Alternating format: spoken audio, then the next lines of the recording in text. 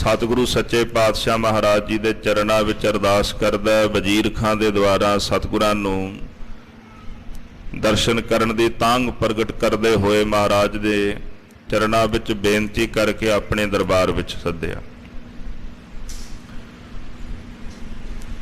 जदों सतगुरु जी जहांगीर कोल पहुंचे ने उन्हें मन दे विच विचार कीती भी मैं गुरु साहब नूं किसे तरह परख लवां पतिया लवां। इस तरह कहन लगा, पीर जी जग विच दो मत ने, एक हिंदू ते एक तुर्क दा। राम खुदाए कृपाल करीम ये शब्द लोग कहिंदे ने ते वखरी वखरी करया सारे करदे ने।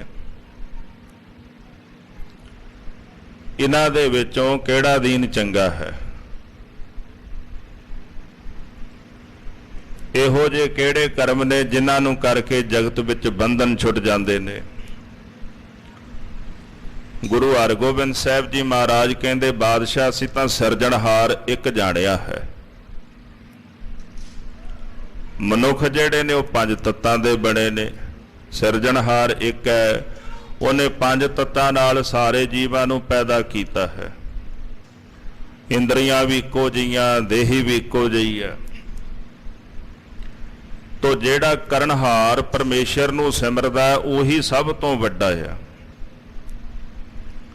तो कबीर जी ने जिहड़ा शब्द उचारिया, अवल अल्लाह नूर उपाया कुदरत के सब बंदे, एक नूर ते सब जग उपजया कौन भले को मंदे। इस पावन पवित्र शब्द के द्वारा महाराज ने जहांगीर नूं उपदेश बख्शिया है। इस तरह महाराज सच्चे पातशाह दे उपदेश नूं सुन के जहांगीर सोचदा है भी मत तां उही है जिहड़ा गुरु नानक साहब दा, सिद्धांत उही है, जोत भी उही है ते जुगत भी उही है। बस शरीर दे उपर नवां भेख धारण कीता, शस्त्र धारण कीते ने, विचारधारा उही है। इस तरह महाराज श्री गुरु हरगोबिंद साहब सच्चे पातशाह के चरणों विच बेनती करदा, पीर जी तुसी धन हो, गुरु नानक साहब का तुसी रूप हो। इस तरह उन्हें बेनती करके 1000 रुपया महाराज नूं अर्पण किया है।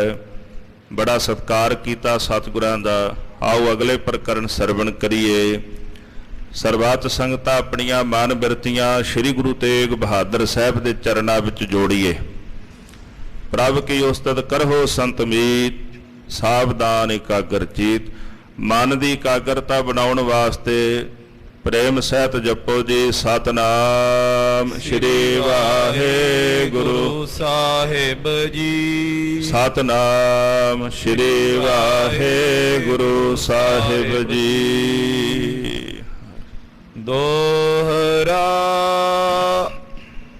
खुशी करो निज पीर जी, सब स्थान निज जान। जहांगीर सतगुरां दे चरणों विच बेनती करदा, पीर जी अपनी खुशी मेरे उपर करो, इसे तरह अपनी दया रहमत मेरे ते बना के रखना। इत्थे जिन्ने भी थां ने सब महाराज आप जी दे ही थां ने, आप जी सबना दे मालक हो। दियो दर्शन को दिन इया, मम इच पूरन ठान। मेरे मन की इच्छा है कि मैं तुहाडे दीदार करा।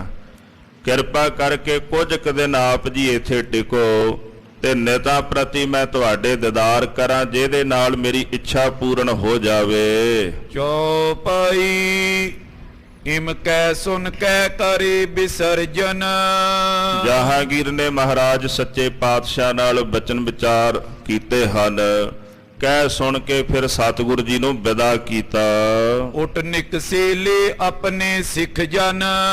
अपने गुरसिखां योधियां नूं नाल लैके सतगुरु जी बादशाह दे दरबार विचों बाहर नूं चले गए। शाह सभा बरखास्त पई। जहांगीर दी सभा बरखास्त हो गई है। निज निज तान सकल चल गई।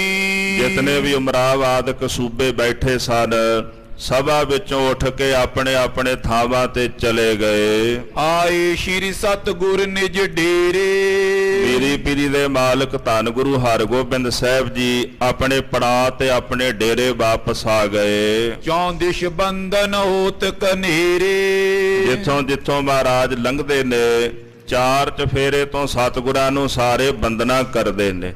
ਦਸਤਗੀਰ ਹੋਏ ਪੰਜ ਪੀਰ ਹਰਗੁਰ ਹਰਗੋਬਿੰਦ ਅਤੁੱਲਾ। ਦੀਨ ਦੁਨੀ ਦਾ ਪਾਤਸ਼ਾਹ ਪਾਤਸ਼ਾਹਾਂ ਪਾਤਸ਼ਾਹ ਡੋਲਾ।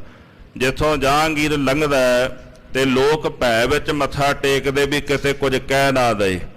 ਤੇ ਜਦੋਂ ਮਹਾਰਾਜ ਗੁਰੂ ਹਰਗੋਬਿੰਦ ਸਾਹਿਬ ਸੱਚੇ ਪਾਤਸ਼ਾਹ ਲੰਘਦੇ ਨੇ ਤੇ ਲੋਕ ਭਾਵਨਾ ਨਾਲ ਪ੍ਰੇਮ ਨਾਲ ਮੱਥਾ ਟੇਕਦੇ ਨੇ ਕਿ ਇਹਨਾਂ ਨੂੰ ਨਮਸਕਾਰ ਕਰਨ ਦੇ ਨਾਲ ਜੰਮਾਂ ਤੋਂ ਛੁੱਟ ਜਾਈਦਾ ਹੈ। ਇੱਕ ਵਿਦਵਾਨ ਕਹਿੰਦਾ ਵੀ ਜਿਵੇਂ ਸਿਰ ਦੇ ਉੱਪਰ ਪੰਡ ਰੱਖੀ ਹੋਵੇ, ਜਦੋਂ ਆਪਣਾ ਸਿਰ ਨਵਾ ਦਈਏ ਤੇ ਪੰਡ ਡਿੱਗ ਪੈਂਦੀ ਹੈ।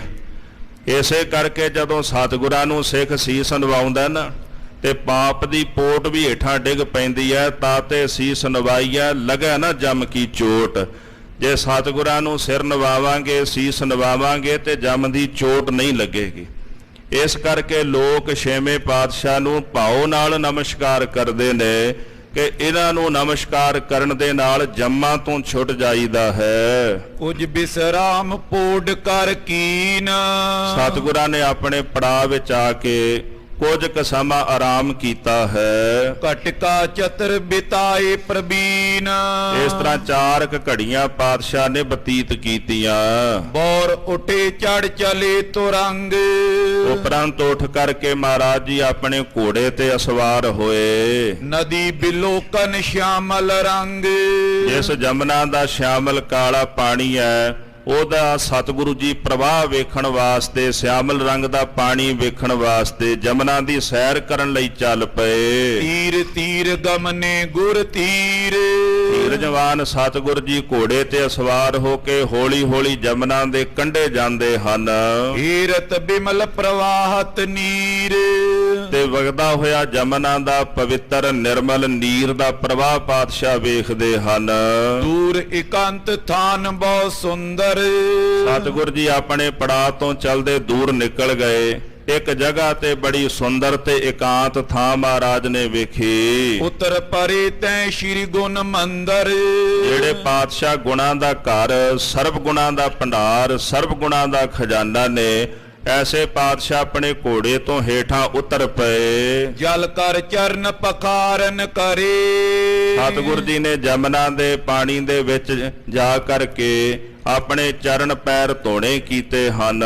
ਹੱਥ ਜੋਰ ਤੈ ਸਿੱਖਨ ਬੂਝੇ। ਜਦੋਂ ਪੰਜ ਇਸ਼ਨਾਨਾਂ ਕਰ ਹਟੇ ਤੇ ਦੋਨੇ ਹੱਥ ਜੋੜ ਕੇ ਸਿੱਖਾਂ ਨੇ ਮਹਾਰਾਜ ਜੀ ਕੋਲੋਂ ਪੁੱਛਿਆ, ਸ਼ਾਹ ਸੰਗ ਕਿਮ ਬਾਕ ਅਰੂਜੇ। ਸਤਿਗੁਰੂ ਸੱਚੇ ਪਾਤਸ਼ਾਹ ਮਹਾਰਾਜ ਜੀ ਬਾਦਸ਼ਾਹ ਨਾਲ ਆਪ ਜੀ ਬਚਨ ਬਿਲਾਸ ਕਰ ਰਹੇ ਸੀ। ਮੁਲਾਕਾਤ ਕੈਸੇ ਕਰ ਭਈ। ਬਾਦਸ਼ਾਹ ਨਾਲ ਆਪ ਜੀ ਦੀ ਕੈਸੀ ਮੁਲਾਕਾਤ ਹੋਈ ਹੈ। ਪੂਰਬ ਆਏ ਕੀਨ ਅਬ ਨਹੀਂ। ਕਿਉਂਕਿ ਪਹਿਲੀ ਵੇਰੀ ਮਹਾਰਾਜ ਆ ਕੇ ਆਪ ਜੀ ਨੇ ਬਾਦਸ਼ਾਹ ਨਾਲ ਮੁਲਾਕਾਤ ਕੀਤੀ ਹੈ। ਰਹੇ ਪ੍ਰਸੰਨ ਕਿਨੇ ਦਿਸ਼ ਦੋ। ਦੋਨੇ ਦਿਸ਼ਾਵਾਂ ਤੋਂ ਪ੍ਰਸੰਨਤਾ ਰਹੀ ਹੈ। ਕਿਤੇ ਕੋਈ ਬੇਰਸੀ ਤਾਂ ਨਹੀਂ ਹੋ ਗਈ, ਕਿਤੇ ਕੋਈ ਨਾਰਾਜ਼ਗੀ ਵਾਲਾ ਪੱਖ ਤਾਂ ਨਹੀਂ ਸਾਹਮਣੇ ਆਇਆ। ਕਿਉਂਕਿ ਗੁਰਸਿੱਖ ਵੀ ਜਾਣਦੇ ਸਨ ਕਿ ਪੰਜਵੇਂ ਪਾਤਸ਼ਾਹ ਦੀ ਸ਼ਹਾਦਤ ਹੋਈ ਵੀ ਕੋਈ ਇਦਾਂ ਦਾ ਪੱਖ ਨਾ ਹੋਵੇ ਕਿਤੇ ਦੋਹਾਂ ਧਿਰਾਂ ਦੇ ਵਿੱਚ ਬੇਰਸੀ ਨਾ ਕਿਤੇ ਹੋ ਗਈ ਹੋਵੇ। ਤਾਂ ਕਹਿੰਦੇ ਪਾਤਸ਼ਾਹ ਕਿਰਪਾ ਕਰਕੇ ਦੱਸੋ ਵੀ ਦੋਹੇ ਦਿਸ਼ਾਵਾਂ ਦੇ ਵਿੱਚ ਆਪਸੀ ਖੁਸ਼ੀ ਰਹੀ ਹੈ। ਚਾਰੀ ਕਰਤ ਰਿਓ 60 ਜੋ।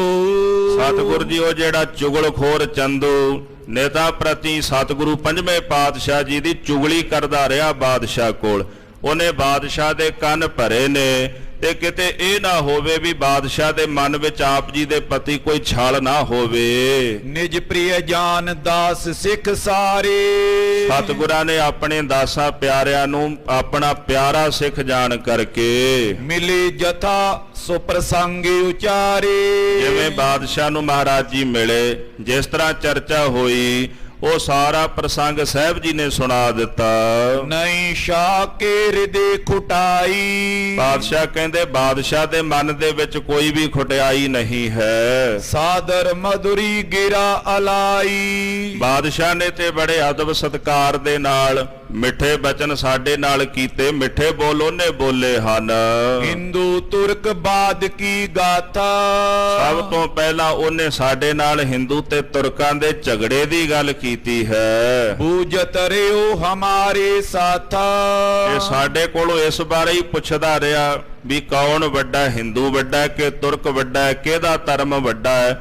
ਇਸ ਬਾਬਤ ਹੀ ਉਹ ਸਾਨੂੰ ਸਵਾਲ ਕਰਦਾ ਰਿਹਾ ਹੈ। ਜਿਮ ਸੰਸੇ ਕੀ ਨੋਅਮ ਆਗੇ, ਜਿਸ ਤਰ੍ਹਾਂ ਬਾਦਸ਼ਾਹ ਨੇ ਸਾਡੇ ਸਨਮੁਖ ਸੰਸਾ ਕੀਤਾ ਹੈ, ਉੱਤਰ ਪਾਏ ਕਰਿਓ ਅਨੁਰਾਗੇ, ਸਾਡੇ ਪਾਸੋਂ ਜਵਾਬ ਦੀ ਪ੍ਰਾਪਤੀ ਕਰਕੇ ਬਾਦਸ਼ਾਹ ਦਾ ਮਨ ਸਾਡਾ ਪ੍ਰੇਮੀ ਹੋ ਗਿਆ। ਸੁਨ ਸਿੱਖਨ ਹਿਤਕਾਰੀ ਸ਼ਾਹੂ, ਸਤਿਗੁਰੂ ਸੱਚੇ ਪਾਤਸ਼ਾਹ ਜੀ ਮਹਾਰਾਜ ਦੇ ਬਚਨ ਸੁਣ ਕਰਕੇ ਸਿੱਖਾਂ ਨੇ ਮਨ ਵਿੱਚ ਵਿਚਾਰ ਕੀਤੀ ਵੀ ਇਹ ਬਾਦਸ਼ਾਹ ਜਿਹੜਾ ਹਿਤਕਾਰੀ ਹੈ ਸਤਿਗੁਰੂ ਜੀ ਦਾ। ਹੱਥ ਜੋਰ ਪੁਨ ਕੈ ਗੁਰ ਪਾਉ, ਦੋਨੇ ਹੱਥ ਬੰਨ ਕੇ ਸਿੱਖਾਂ ਨੇ ਫੇਰ ਗੁਰਦੇਵ ਦੇ ਚਰਨਾਂ ਕਬਲਾਂ ਵਿੱਚ ਬੇਨਤੀ ਕੀਤੀ। ਪਾਪੀ ਕਰ ਕੋ ਪਾਪ ਮਹਾਨਾ, ਮਹਾਰਾਜ ਜੀ ਜਿਹੜਾ ਚੰਦੂ ਪਾਪੀ ਹੈ ਇਹਨੇ ਬੜਾ ਵੱਡਾ ਪਾਪ ਕੀਤਾ ਹੈ, ਬੜਾ ਵੱਡਾ ਅਪਰਾਧ ਕੀਤਾ ਹੈ। ਰਾਖਿਓ ਗੋਪ ਨਹੀਂ ਇਨ ਜਾਨਾ, ਹੈਰਾਨਗੀ ਵਾਲੀ ਗੱਲ ਹੈ ਕਿ ਬਾਦਸ਼ਾਹ ਦੀ ਨੱਕ ਹੇਠਾਂ ਚੰਦੂ ਨੇ ਏਡਾ ਵੱਡਾ ਪਾਪ ਕਰ ਦਿੱਤਾ, ਪਰ ਬਾਦਸ਼ਾਹ ਨੂੰ ਪਤਾ ਨਹੀਂ ਲੱਗਣ ਦਿੱਤਾ। ਉਹਨੇ ਸਾਰੀ ਗੱਲ ਗੁਪਤ ਰੱਖੀ ਹੈ। ਔਰ ਸਮੇਂ ਦਾ ਬਾਦਸ਼ਾਹ ਜਿਹੜਾ ਉਹਨੂੰ ਇੰਨੀ ਗੱਲ ਦਾ ਪਤਾ ਨਹੀਂ ਲੱਗਿਆ ਵੀ ਉਹਦੇ ਰਾਜ ਵਿੱਚ ਉਹਦੇ ਹੁਕਮ ਦੇ ਹੇਠਾਂ ਕੀ ਕੁਝ ਹੋ ਰਿਹਾ ਹੈ। ਸੋ ਬਿਦਤਾਵ ਬਦਲਾ ਲੀਜੈ, ਸਿੱਖ ਕਹਿੰਦੇ ਮਹਾਰਾਜ ਸਾਡੀ ਭਾਵਨਾ ਹੈ ਕਿ ਇਸ ਗੱਲ ਨੂੰ ਆਪ ਜੀ ਪ੍ਰਗਟ ਕਰ ਦਿਓ ਤਾਂ ਕਿ ਸਾਰਿਆਂ ਨੂੰ ਪਤਾ ਲੱਗ ਜਾਏ ਵੀ ਚੰਦੂ ਨੇ ਕਿਤਨਾ ਵੱਡਾ ਅਪਰਾਧ ਕੀਤਾ ਹੈ, ਔਰ ਉਹਦੇ ਕੀਤੇ ਹੋਏ ਅਪਰਾਧ ਦੀ ਉਹਨੂੰ ਸਜ਼ਾ ਦੇ ਕੇ ਉਹਦੇ ਪਾਸੋਂ ਬਦਲਾ ਲੈਣਾ ਕਰੋ। ਜਸ ਕੀ ਨਸ ਤਸ ਫਲ ਕੋ ਦੀਜੈ, ਉਹਨੇ ਜਿਸ ਤਰ੍ਹਾਂ ਦਾ ਇਹ ਕੁਕਰਮ ਕੀਤਾ ਹੈ ਉਦਾਂ ਦਾ ਉਹਨੂੰ ਫਲ ਵੀ ਆਪ ਦੇਣਾ ਕਰੋ। ਸੁਨ ਸਤਿਗੁਰ ਬੋਲੇ ਸਿੱਖ ਭਾਵਤ, ਸਤਿਗੁਰੂ ਗੁਰੂ ਹਰਗੋਬਿੰਦ ਸਾਹਿਬ ਸੱਚੇ ਪਾਤਸ਼ਾਹ ਨੇ ਸਿੱਖਾਂ ਦੇ ਭਾਉਂਦੇ ਬਚਨ ਕੀਤੇ ਹਨ। ਗੁਰ ਪਿਤ ਪਲਟਾ ਲੈ ਨ ਜਾਵਤ, ਪਾਤਸ਼ਾਹ ਕਹਿੰਦੇ ਜਿੰਨੀ ਦੇਰ ਤੱਕ ਗੁਰੂ ਪਿਤਾ ਧੰਨ ਗੁਰੂ ਅਰਜਨ ਦੇਵ ਸਾਹਿਬ ਸੱਚੇ ਪਾਤਸ਼ਾਹ ਜੀ ਦੀ ਸ਼ਹਾਦਤ ਦਾ ਬਦਲਾ ਇਹਦੇ ਕੋਲੋਂ ਅਸੀਂ ਨਹੀਂ ਲੈਂਦੇ, ਤਾਵਤ ਸੁਖ ਸਿਓ ਨੀਂਦ ਨ ਆਵੇ, ਉਨੀ ਦੇਰ ਤੱਕ ਸਾਨੂੰ ਸੁਖ ਦੀ ਨੀਂਦ ਨਹੀਂ ਆਉਂਦੀ। ਖਾਨ ਪਾਨ ਰੁਚਤੇ ਨ ਪਾਵੇ, ਤੇ ਨਾ ਹੀ ਸਾਨੂੰ ਭੋਜਨ ਪਾਣੀ ਚੰਗਾ ਲੱਗਦਾ, ਪ੍ਰਸ਼ਾਦਾ ਪਾਣੀ ਵੀ ਸਾਨੂੰ ਭਾਵਦਾ ਨਹੀਂ। ਅਸਾਂ ਉਡੀਕ ਕਰਦੇ ਆ ਵੀ ਕਦੋਂ ਸਮਾਂ ਆਵੇ ਜਦੋਂ ਚੰਦੂ ਪਾਪੀ ਨੂੰ ਸਜ਼ਾ ਦਿੱਤੀ ਜਾਵੇ। ਕੀਤਕ ਦਿਨ ਮੈਂ ਗੈ ਕਰ ਤਾਈ, ਸਿੱਖਾਂ ਨੂੰ ਪਾਤਸ਼ਾਹ ਕਹਿੰਦੇ ਕੁਝ ਕੁ ਦਿਨਾਂ ਦੇ ਵਿੱਚ ਚੰਦੂ ਨੂੰ ਆਪਾਂ ਪਕੜ ਕਰਕੇ ਹਤੋਂ ਕੁਮੋਤ ਤਜੋ ਕੇ ਮਨਾਈ, ਉਹਨੂੰ ਕਮੌਤ ਮਾੜੀ ਮੌਤ ਮਾਰਾਂਗੇ। ਉਹਨੇ ਜਿਹੜਾ ਕੁਕਰਮ ਕੀਤਾ ਹੈ ਉਹਦਾ ਫਲ ਜ਼ਰੂਰ ਦੇਾਂਗੇ, ਇਹਨੂੰ ਆਪਾਂ ਛੱਡਣਾ ਨਹੀਂ ਹੈ। ਪੂਰੀ ਕਰੇ ਸ਼ਪਤ ਏਕਈ, ਅਸੀਂ ਜਿਹੜੀ ਸ਼ਪਤ ਲਈ ਹੋਈ ਹੈ ਇੱਥੇ ਦਿੱਲੀ ਦੇ ਵਿੱਚ ਚੰਦੂ ਨੂੰ ਪਕੜ ਕੇ ਆਪਣੀ ਸ਼ਪਤ ਪੂਰੀ ਕਰਾਂਗੇ। ਗੁਰ ਦੋਖੀ ਉਬਰੇ ਅਬ ਨਹੀਂ, ਹੁਣ ਜਿਹੜਾ ਗੁਰੂ ਦੋਖੀ ਹੈ ਉਹ ਨਹੀਂ ਬਚ ਸਕਦਾ। ਹੁਣ ਕੋਈ ਆਖੇ ਵੀ ਇਹ ਕੋਈ ਬਚਨ ਈਰਖਾ ਵਿੱਚ ਨਿਕਲੇ ਨੇ, ਐਸਾ ਨਹੀਂ। ਇਹ ਸਿਧਾਂਤ ਹੀ ਰਿਹਾ ਕਿ ਜਦੋਂ ਵੀ ਕਿਸੇ ਨੇ ਵੱਡੇ ਸਤਿਗੁਰਾਂ ਦੇ ਨਾਲ ਕੋਈ ਮਾੜਾ ਕਰਮ ਕੀਤਾ ਹੈ, ਜਿਵੇਂ ਚੰਦੂ ਨੇ ਮਾੜਾ ਕਰਮ ਕੀਤਾ, ਪੰਜਵੇਂ ਪਾਤਸ਼ਾਹ ਨੂੰ ਸ਼ਹੀਦ ਕੀਤਾ। ਅਰ ਸਾਧ ਸੰਗਤ ਜੀ ਜਿਵੇਂ ਭਾਈ ਸੱਤੇ ਬਲਵੰਡੇ ਨੇ ਨਿੰਦਿਆ ਕੀਤੀ ਮਹਾਰਾਜ ਦੀ, ਗੁਰੂ ਨਾਨਕ ਸਾਹਿਬ ਦੀ, ਉਹ ਚੀਜ਼ ਮਹਾਰਾਜ ਜੀ ਸਹਿ ਨਾ ਸਕੇ। ਵੱਡੇ ਪਾਤਸ਼ਾਹ ਦੀ ਨਿੰਦਿਆ ਕਰਨ ਵਾਲਾ ਮਹਾਰਾਜ ਨੇ ਬਖਸ਼ਿਆ ਨਹੀਂ। ਦੀਵਾਨ ਚੰਦੂ ਗੁਰੂ ਅਰਜਨ ਦੇਵ ਸਾਹਿਬ ਦੀ ਚੁਗਲੀ ਕਰਦਾ ਰਿਹਾ। ਜੇ ਸਤਿਗੁਰਾਂ ਨੂੰ ਕੁਝ ਕਹਿੰਦਾ ਤੇ ਉਹ ਤਾਂ ਭਾਵੇਂ ਬਰਦਾਸ਼ਤ ਕਰ ਲੈਂਦੇ ਛੇਵੇਂ ਪਾਤਸ਼ਾਹ, ਪਰ ਜੋ ਪੰਜਵੇਂ ਪਾਤਸ਼ਾਹ ਨਾਲ ਕੀਤਾ ਮਹਾਰਾਜ ਜੀ ਕਹਿੰਦੇ ਇਹ ਬਰਦਾਸ਼ਤ ਦੇ ਕਾਬਿਲ ਨਹੀਂ ਹੈ। ਤੇ ਜੇ ਅੱਜ ਅਸੀਂ ਚੁੱਪ ਕਰਕੇ ਬਹਿ ਗਏ, ਕੱਲ ਨੂੰ ਇਹ ਸਾਨੂੰ ਆਪਣੇ ਪੈ ਹੇਠਾਂ ਹੋਰ ਜ਼ਿਆਦਾ ਲੈਣਗੇ ਵੀ ਇਹ ਚੁੱਪ ਕਰਕੇ ਬਹਿ ਗਏ ਨੇ। ਇਹ ਸੁਭਾਵਿਕ ਹੈ ਵੀ ਹੁਕਮਰਾਨ ਜਦੋਂ ਕੋਈ ਆਪਣੇ ਹੁਕਮ ਦੇ ਅੰਦਰ ਇਦਾਂ ਦਾ ਕੁਕਰਮ ਕਰਦਾ ਹੈ, ਉਹ ਪਹਿਲਾਂ ਉਡੀਕ ਕਰਦਾ ਹੈ ਉਹ ਵੇਖਦਾ ਵੀ ਇਹਨਾਂ ਦੇ ਅੰਦਰ ਕਿੰਨੀ ਕੁ ਤਾਕਤ ਹੈ, ਵੀ ਇਹ ਕੁਝ ਕਰਦੇ ਨੇ ਜਾਂ ਚੁੱਪ ਕਰਕੇ ਬਹਿੰਦੇ ਨੇ।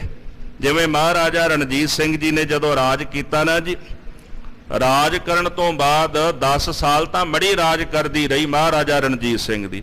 ਅੰਗਰੇਜ਼ ਨੇ ਮਹਾਰਾਜਾ ਰਣਜੀਤ ਸਿੰਘ ਦੇ ਜਾਣ ਤੋਂ ਬਾਅਦ ਕੁਝ ਨਹੀਂ ਕੀਤਾ, ਉਡੀਕ ਕਰਦੇ ਰਹੇ। ਉਹ ਵੇਖਦੇ ਰਹੇ ਵੀ ਸਿੱਖ ਕਿਵੇਂ ਖੜੇ ਹੁੰਦੇ ਨੇ, ਕਿਵੇਂ ਅੱਗੇ ਵਧਦੇ ਨੇ। ਪਰ ਜਦੋਂ ਕੋਈ ਕੌਮ ਲੀਡਰਲੈਸ ਹੋ ਜਾਏ, ਕੌਮ ਦੇ ਕੋਲ ਕੋਈ ਆਗੂ ਨਾ ਹੋਵੇ, ਤੇ ਉਹ ਕੌਮ ਕਰ ਵੀ ਕੀ ਸਕਦੀ ਆ। ਇਸ ਵਾਸਤੇ ਇਹ ਕੁਦਰਤੀ ਗੱਲ ਹੈ ਵੀ ਉਸ ਸਮੇਂ ਦੇ ਜਿਹੜੇ ਹੁਕਮਰਾਨ ਨੇ ਉਹ ਵੀ ਵੇਖਦੇ ਨੇ ਵੀ ਜੇ ਇਹਨਾਂ ਨਾਲ ਇਦਾਂ ਵਧੀਕੀ ਹੋਈ ਹੈ ਵੀ ਇਹਨਾਂ ਅੰਦਰ ਕਿੰਨੀ ਕੁ ਕ੍ਰਾਂਤੀ ਪੈਦਾ ਹੁੰਦੀ ਹੈ। ਤਾਂ ਗੁਰੂ ਹਰਗੋਬਿੰਦ ਸਾਹਿਬ ਦਾ ਪ੍ਰਭਾਵ ਵੇਖ ਕੇ ਜਹਾਂਗੀਰ ਵੀ ਠੱਲ ਗਿਆ ਕੁਝ ਸਮੇਂ ਵਾਸਤੇ ਵੀ ਇਹਨਾਂ ਨਾਲ ਮੱਥਾ ਨਹੀਂ ਲਾਣਾ ਚਾਹੀਦਾ। ਇਸ ਵਾਸਤੇ ਉਹਨੇ ਦੀਵਾਨ ਚੰਦੂ ਨੂੰ ਮੂਹਰੇ ਰੱਖ ਕੇ ਸਾਰਾ ਇਲਜ਼ਾਮ ਉਹਦੇ ਸਿਰ ਤੇ ਜਿਹੜਾ ਸੀ ਉਹ ਮੜ ਦਿੱਤਾ। ਖੈਰ ਗੁਰੂ ਅਰਜਨ ਦੇਵ ਸਾਹਿਬ ਜੀ ਮਹਾਰਾਜ ਜੀ ਦੀ ਜਿਹੜੀ ਸ਼ਹਾਦਤ ਹੈ, ਗੁਰੂ ਹਰਗੋਬਿੰਦ ਸਾਹਿਬ ਸੱਚੇ ਪਾਤਸ਼ਾਹ ਜੀ ਉਹਦਾ ਬਦਲਾ ਦੀਵਾਨ ਚੰਦੂ ਕੋਲੋਂ ਲੈਣਾ ਚਾਹੁੰਦੇ ਨੇ। ਉਹਦੇ ਕੀਤੇ ਹੋਏ ਕੁਕਰਮ ਦਾ ਉਹਨੂੰ ਫਲ ਦੇਣਾ ਚਾਹੁੰਦੇ ਹਨ। ਇਸ ਪ੍ਰਕਾਰ ਕਰ ਬਚਨ ਬਿਲਾਸ, ਇਸ ਪ੍ਰਕਾਰ ਸਤਿਗੁਰੂ ਮਹਾਰਾਜ ਨੇ ਬਚਨ ਬਿਲਾਸ ਕੀਤੇ ਸਿੱਖਾਂ ਦੇ ਨਾਲ। ਚਾਹੇ ਦੁਸ਼ਟ ਕੋ ਕਰਬੋ ਨਾਸ਼, ਹੁਣ ਉਸ ਦੁਸ਼ਟ ਪਾਪੀ ਦਾ ਸਤਿਗੁਰ ਜੀ ਵਿਨਾਸ਼ ਕਰਨਾ ਚਾਹੁੰਦੇ ਹਨ। ਚੜ ਤੁਰੰਗ ਪਰ ਡੇਰੇ ਆਏ, ਘੋੜੇ ਉੱਪਰ ਸਵਾਰ ਹੋ ਕੇ ਸਤਿਗੁਰ ਜੀ ਆਪਣੇ ਡੇਰੇ ਵਿਖੇ ਵਾਪਸ ਆ ਗਏ ਹਨ। ਆਨ ਪਾਨ ਕਰ ਨਿਸਾ ਬਿਤਾਏ, ਲੰਗਰ ਪਾਣੀ ਛਕ ਕੇ ਸਤਿਗੁਰਾਂ ਨੇ ਰਾਤ ਬਤੀਤ ਕੀਤੀ ਹੈ। ਬੌਰ ਸ਼ਾਹ ਜਬ ਯਾਦ ਕਰੰਤਾ, ਉਸ ਤੋਂ ਬਾਅਦ ਜਦੋਂ ਵੀ ਜਹਾਂਗੀਰ ਸਤਿਗੁਰ ਜੀ ਨੂੰ ਯਾਦ ਕਰਦਾ ਹੈ, ਟਿਗਹਕਾਰ ਗੁਰ ਦਰਸ ਲਹੰਤਾ, ਸਤਿਗੁਰਾਂ ਨੂੰ ਆਪਣੇ ਕੋਲ ਬੁਲਾ ਕੇ ਗੁਰਦੇਵ ਦੇ ਦਰਸ਼ਨ ਪਰਸਦਾ ਹੈ। ਚੜ ਸ਼ਿਕਾਰ ਕੋ ਵੈਰ ਸਿਧਾਵੇਂ, ਜਦੋਂ ਵੀ ਸ਼ਿਕਾਰ ਖੇਡਣ ਵਾਸਤੇ ਚੜ ਕੇ ਘੋੜੇ ਤੇ ਸਵਾਰ ਹੋ ਕੇ ਬਾਹਰ ਨੂੰ ਜਾਂਦੇ ਹਨ।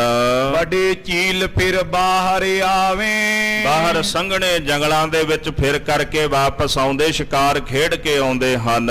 ਭਾਈ ਸ਼ਾਹ ਕੋ ਸੁਧ ਗੁਰ ਕੇਰੀ, ਜਦੋਂ ਜਹਾਂਗੀਰ ਨੂੰ ਇਸ ਗੱਲ ਦੀ ਖਬਰ ਲੱਗੀ ਕਿ ਸਤਿਗੁਰ ਜੀ ਰੋਜ਼ ਸ਼ਿਕਾਰ ਖੇਡਣ ਵਾਸਤੇ ਜਾਂਦੇ ਹਨ, ਖਿਲਤ ਅਖੇਰ ਬ੍ਰਿਤੀ ਬਹੁ ਤੇਰੀ, ਇਹ ਵੀ ਬਹੁਤ ਸ਼ਿਕਾਰ ਖੇਡਦੇ, ਇਹਨਾਂ ਨੂੰ ਵੀ ਸ਼ਿਕਾਰ ਖੇਡਣ ਦਾ ਬੜਾ ਭਾਰੀ ਸ਼ੌਂਕ ਹੈ। ਇੱਕ ਦਿਨ ਲੈ ਕਰ ਆਪਣੇ ਸੰਗ, ਇੱਕ ਦਿਨ ਜਹਾਂਗੀਰ ਬੇਨਤੀ ਕਰਕੇ ਸਤਿਗੁਰਾਂ ਨੂੰ ਆਪਣੇ ਨਾਲ ਸ਼ਿਕਾਰ ਖੇਡਣ ਵਾਸਤੇ ਲੈ ਗਿਆ। ਗਏ ਸ਼ਿਕਾਰ ਅਰੂੜ ਤੁਰੰਗ, ਸਤਿਗੁਰ ਜੀ ਆਪਣੇ ਬਲੇ ਘੋੜੇ ਉੱਪਰ ਸਵਾਰ ਹੋ ਕਰਕੇ ਜਹਾਂਗੀਰ ਦੇ ਨਾਲ ਗਏ। ਮੀਰ ਸ਼ਿਕਾਰਨ ਸ਼ਿਕਰੇ ਲੀਨ, ਜਿਹੜੇ ਮੀਰ ਸ਼ਿਕਾਰ ਸਨ, ਸ਼ਿਕਾਰ ਮਹਿਕਮੇ ਦਾ ਜਿਹੜਾ ਮੁਖੀ ਅਫਸਰ ਹੁੰਦਾ ਹੈ ਉਹਨੂੰ ਮੀਰ ਸ਼ਿਕਾਰ ਕਹਿੰਦੇ ਨੇ, ਉਹਨੇ ਸ਼ਿਕਰੇ ਆਪਣੇ ਨਾਲ ਲੈ ਲਏ ਹਨ। ਜੁਰਰੇ ਬਾਜ ਅਰ ਸਵਾਨ ਕੋਈਨ, ਇਸੇ ਤਾਂ ਜੁਰਰੇ ਬਾਜ ਤੇ ਜਿਹੜੇ ਸ਼ਿਕਾਰੀ ਕੁੱਤੇ ਹੁੰਦੇ ਨੇ ਕੋਹੀਨਾ ਆਪਣੇ ਨਾਲ ਲੈ ਲਈਆਂ। ਗਨ ਗਡੀਰਨ ਪਰ ਹੈ ਚੀਤੇ, ਬਹੁਤ ਸਾਰੇ ਗੱਡਿਆਂ ਦੇ ਉੱਪਰ ਕਹਿੰਦੇ ਇਹਨਾਂ ਨੂੰ ਰੱਖਿਆ ਗਿਆ ਹੈ। ਕਾਨਨ ਗਮਨੇ ਮ੍ਰਿਗ ਪੈ ਪੀਤੇ, ਜਦੋਂ ਜੰਗਲ ਨੂੰ ਗਏ ਤੇ ਜੰਗਲ ਦੇ ਜਿੰਨੇ ਮ੍ਰਿਗ ਹਰਨ ਨੇ ਭੈ ਪੀਤ ਹੋ ਗਏ ਹਨ। ਅਤੇ ਝਪਟ ਤੇ ਲਪਟ ਬੇਹੰਗਾ, ਜਿਹੜੇ ਸ਼ਿਕਾਰੀ ਪੰਛੀ ਬਾਜ ਆਦਿਕ ਨੇ ਉਹਨਾਂ ਨੂੰ ਆਕਾਸ਼ ਵਿੱਚ ਛੱਡ ਦਿੱਤਾ ਗਿਆ। ਆਕਾਸ਼ ਵਿੱਚ ਜਾ ਕੇ ਝਪਟੇ ਮਾਰ-ਮਾਰ ਕੇ ਪੰਛੀਆਂ ਦਾ ਸ਼ਿਕਾਰ ਉਹਨਾਂ ਨੇ ਕੀਤਾ ਹੈ। ਸ਼ੂਕਰ ਸੱਸੇ ਚੰਖਾਰ ਕੁਰੰਗਾ, ਇਸੇ ਪ੍ਰਕਾਰ ਫਿਰ ਸ਼ਿਕਾਰੀ ਕੁੱਤੇ ਛੱਡੇ ਗਏ। ਕਿਤੇ ਸ਼ੂਕਰ ਜਿਹੜੇ ਜੰਗਲੀ ਸੂਰ ਨੇ, ਸਹੇ ਨੇ ਚੰਖਾਰ ਤੇ ਜਿਹੜੇ ਕੁਰੰਗ ਆਦਿਕ ਉਹਨਾਂ ਦਾ ਸ਼ਿਕਾਰ ਕੀਤਾ। ਚੰਖਾਰ ਕਹਿੰਦੇ ਨੇ 12 ਸਿੰਘਾਂ ਨੂੰ ਤੇ ਕੁਰੰਗ ਕਹਿੰਦੇ ਨੇ ਹਰਨ ਨੂੰ। ਇਦਾਂ 12 ਸਿੰਘਾਂ ਤੇ ਹਰਨ ਦਾ ਸ਼ਿਕਾਰ ਕੀਤਾ ਹੈ। ਉਹ ਤੁਪਕਨ ਤੇ ਮਾਰ ਗਿਰਾਏ, ਕਈਆਂ ਨੂੰ ਤਾਂ ਗੋਲੀ ਮਾਰ ਕੇ ਮਾਰ ਸੁੱਟਿਆ। ਉਹ ਤੀਰਨ ਤਰਵਾਰਨ ਕਾਏ, ਕਈਆਂ ਨੂੰ ਤੀਰਾਂ ਦੇ ਨਾਲ ਮਾਰਿਆ ਤੇ ਕਈਆਂ ਨੂੰ ਤੇਗਾਂ ਨਾਲ ਝਟਕਾ ਦਿੱਤਾ। ਪਾਡੇ ਘੇਰ ਘੇਰ ਗੁਰ ਮਾਰੇ, ਮਹਾਰਾਜ ਗੁਰੂ ਹਰਗੋਬਿੰਦ ਸਾਹਿਬ ਸੱਚੇ ਪਾਤਸ਼ਾਹ ਨੇ ਘੋੜਾ ਦੌੜਾ ਕੇ ਇਹਨਾਂ ਜਾਨਵਰਾਂ ਦੇ ਨੇੜੇ ਜਾ ਜਾ ਕੇ ਤੇਗ ਨਾਲ ਇਹਨਾਂ ਦਾ ਸ਼ਿਕਾਰ ਕੀਤਾ ਹੈ। ਕਰ ਲਾਗਵਤਾ ਤੀਰ ਪ੍ਰਹਾਰੇ, ਬੜੀ ਫੁਰਤੀ ਦੇ ਨਾਲ ਸਤਿਗੁਰ ਜੀ ਤੀਰਾਂ ਦਾ ਪ੍ਰਹਾਰ ਕਰਦੇ ਹਨ। ਪਾੜੇ ਘੇਰ ਘੇਰ ਗੁਰ ਮਾਰੇ, ਇਸੇ ਤਰ੍ਹਾਂ ਮਹਾਰਾਜ ਨੇ ਤੇਜ਼ੀ ਨਾਲ ਘੇਰ ਘੇਰ ਕੇ ਇਹਨਾਂ ਦਾ ਸ਼ਿਕਾਰ ਕੀਤਾ ਹੈ। ਨਿਜ ਆਗੇ ਕੋ ਜਾਨ ਨ ਦਿਓ, ਕਿਸੇ ਨੂੰ ਵੀ ਆਪਣੇ ਤੋਂ ਅੱਗੇ ਨੂੰ ਜਾਣ ਨਹੀਂ ਦਿੱਤਾ ਪਾਤਸ਼ਾਹ ਨੇ। ਤੁਰ ਕੇ ਸ਼ਰ ਹੀਰਤ ਹਿਤ ਹੀਓ, ਤੇ ਜਦੋਂ ਬਾਦਸ਼ਾਹ ਜਹਾਂਗੀਰ ਮਹਾਰਾਜ ਸੱਚੇ ਪਾਤਸ਼ਾਹ ਜੀ ਦੀ ਐਸੀ ਲੀਲਾ ਨੂੰ ਵੇਖਦਾ ਹੈ, ਸ਼ਿਕਾਰ ਖੇਡਦਿਆਂ ਨੂੰ ਵੇਖਦਾ, ਤੇ ਉਹ ਬੜਾ ਹੈਰਾਨ ਹੁੰਦਾ ਹੈ। ਕਿਉਂਕਿ ਗੁਰੂ ਘਰ ਦੇ ਵਿੱਚ ਜੇ ਵੇਖੀਏ ਵੀ ਇਹ ਕਲਾ ਪਹਿਲੀ ਵਾਰੀ ਬਾਦਸ਼ਾਹ ਨੇ ਕਿਤੇ ਵੇਖੀ ਹੋਵੇਗੀ, ਤੇ ਆਪਣੀ ਅੱਖਾਂ ਨਾਲ ਜਿਹਨੇ ਬਾਦਸ਼ਾਹੀ ਠਾਠ ਰੱਖਿਆ ਹੈ, ਆਪਣੇ ਬਰਾਬਰ ਦਾ ਯੋਧਾ ਪਹਿਲੀ ਵਾਰੀ ਬਾਦਸ਼ਾਹ ਨੇ ਵੇਖਿਆ ਹੋਵੇਗਾ ਵੀ ਇਦਾਂ ਦੇ ਯੋਧੇ ਵੀ ਹੁੰਦੇ ਨੇ। ਵੇਖ ਵੇਖ ਕੇ ਉਹਦੇ ਹਿਰਦੇ ਵਿੱਚ ਮਹਾਰਾਜ ਦੇ ਪ੍ਰਤੀ ਬੜਾ ਪ੍ਰੇਮ ਪੈਦਾ ਹੁੰਦਾ ਹੈ। ਆਯੁਧ ਵਿਦਿਆ ਮੈਂ ਵੱਡ ਜਾਣੇ, ਬਾਦਸ਼ਾਹ ਸਮਝ ਗਿਆ ਕਿ ਸਤਿਗੁਰ ਜੀ ਸ਼ਸਤਰ ਵਿਦਿਆ ਦੇ ਵਿੱਚ ਬੜੇ ਮਾਹਰ ਹਨ। ਦੇਖ ਤਮਾਸ਼ੋ ਉਰ ਹਰ ਖਾਨੇ, ਜਿਉਂ-ਜਿਉਂ ਮਹਾਰਾਜ ਜੀ ਸ਼ਿਕਾਰ ਖੇਡਦੇ ਨੇ ਤੇ ਤਮਾਸ਼ਾ ਵੇਖ ਵੇਖ ਕੇ ਜਹਾਂਗੀਰ ਖੁਸ਼ ਹੁੰਦਾ ਹੈ। ਸੁਨਿਓ ਪ੍ਰਥਮ ਕਿਤ ਕੇ ਹਰ ਬਲੀ, ਜਹਾਂਗੀਰ ਨੇ ਪਹਿਲਾਂ ਕਿਤੇ ਸੁਣਿਆ ਸੀ ਵੀ ਇੱਥੇ ਬੜਾ ਬਲੀ ਤੇ ਖੰਖਾਰੂ ਸ਼ੇਰ ਰਹਿੰਦਾ ਹੈ। ਖੰਖਾਰੂ ਸ਼ੇਰ ਉਹਨੂੰ ਕਹਿੰਦੇ ਜਿਹੜਾ ਬੰਦੇ ਮਾਰ ਕੇ ਉਹਨਾਂ ਦਾ ਮਾਸ ਖਾਂਦਾ ਹੈ। ਜਦੋਂ ਸ਼ੇਰ ਦੇ ਦੰਦਾਂ ਨੂੰ ਲਹੂ ਲੱਗ ਜਾਂਦਾ ਜੀ ਇਨਸਾਨ ਦਾ, ਉਹ ਮੁੜ ਕੇ ਪਸ਼ੂ ਨਹੀਂ ਮਾਰਦਾ, ਫਿਰ ਉਹ ਬੰਦੇ ਮਾਰ ਕੇ ਖਾਂਦਾ ਹੈ। ਆਦਮਖੋਰ ਜਿਹਾ ਬਣ ਜਾ, ਨੂੰ ਖੰਖਾਰੂ ਸ਼ੇਰ ਕਹਿੰਦੇ ਨੇ।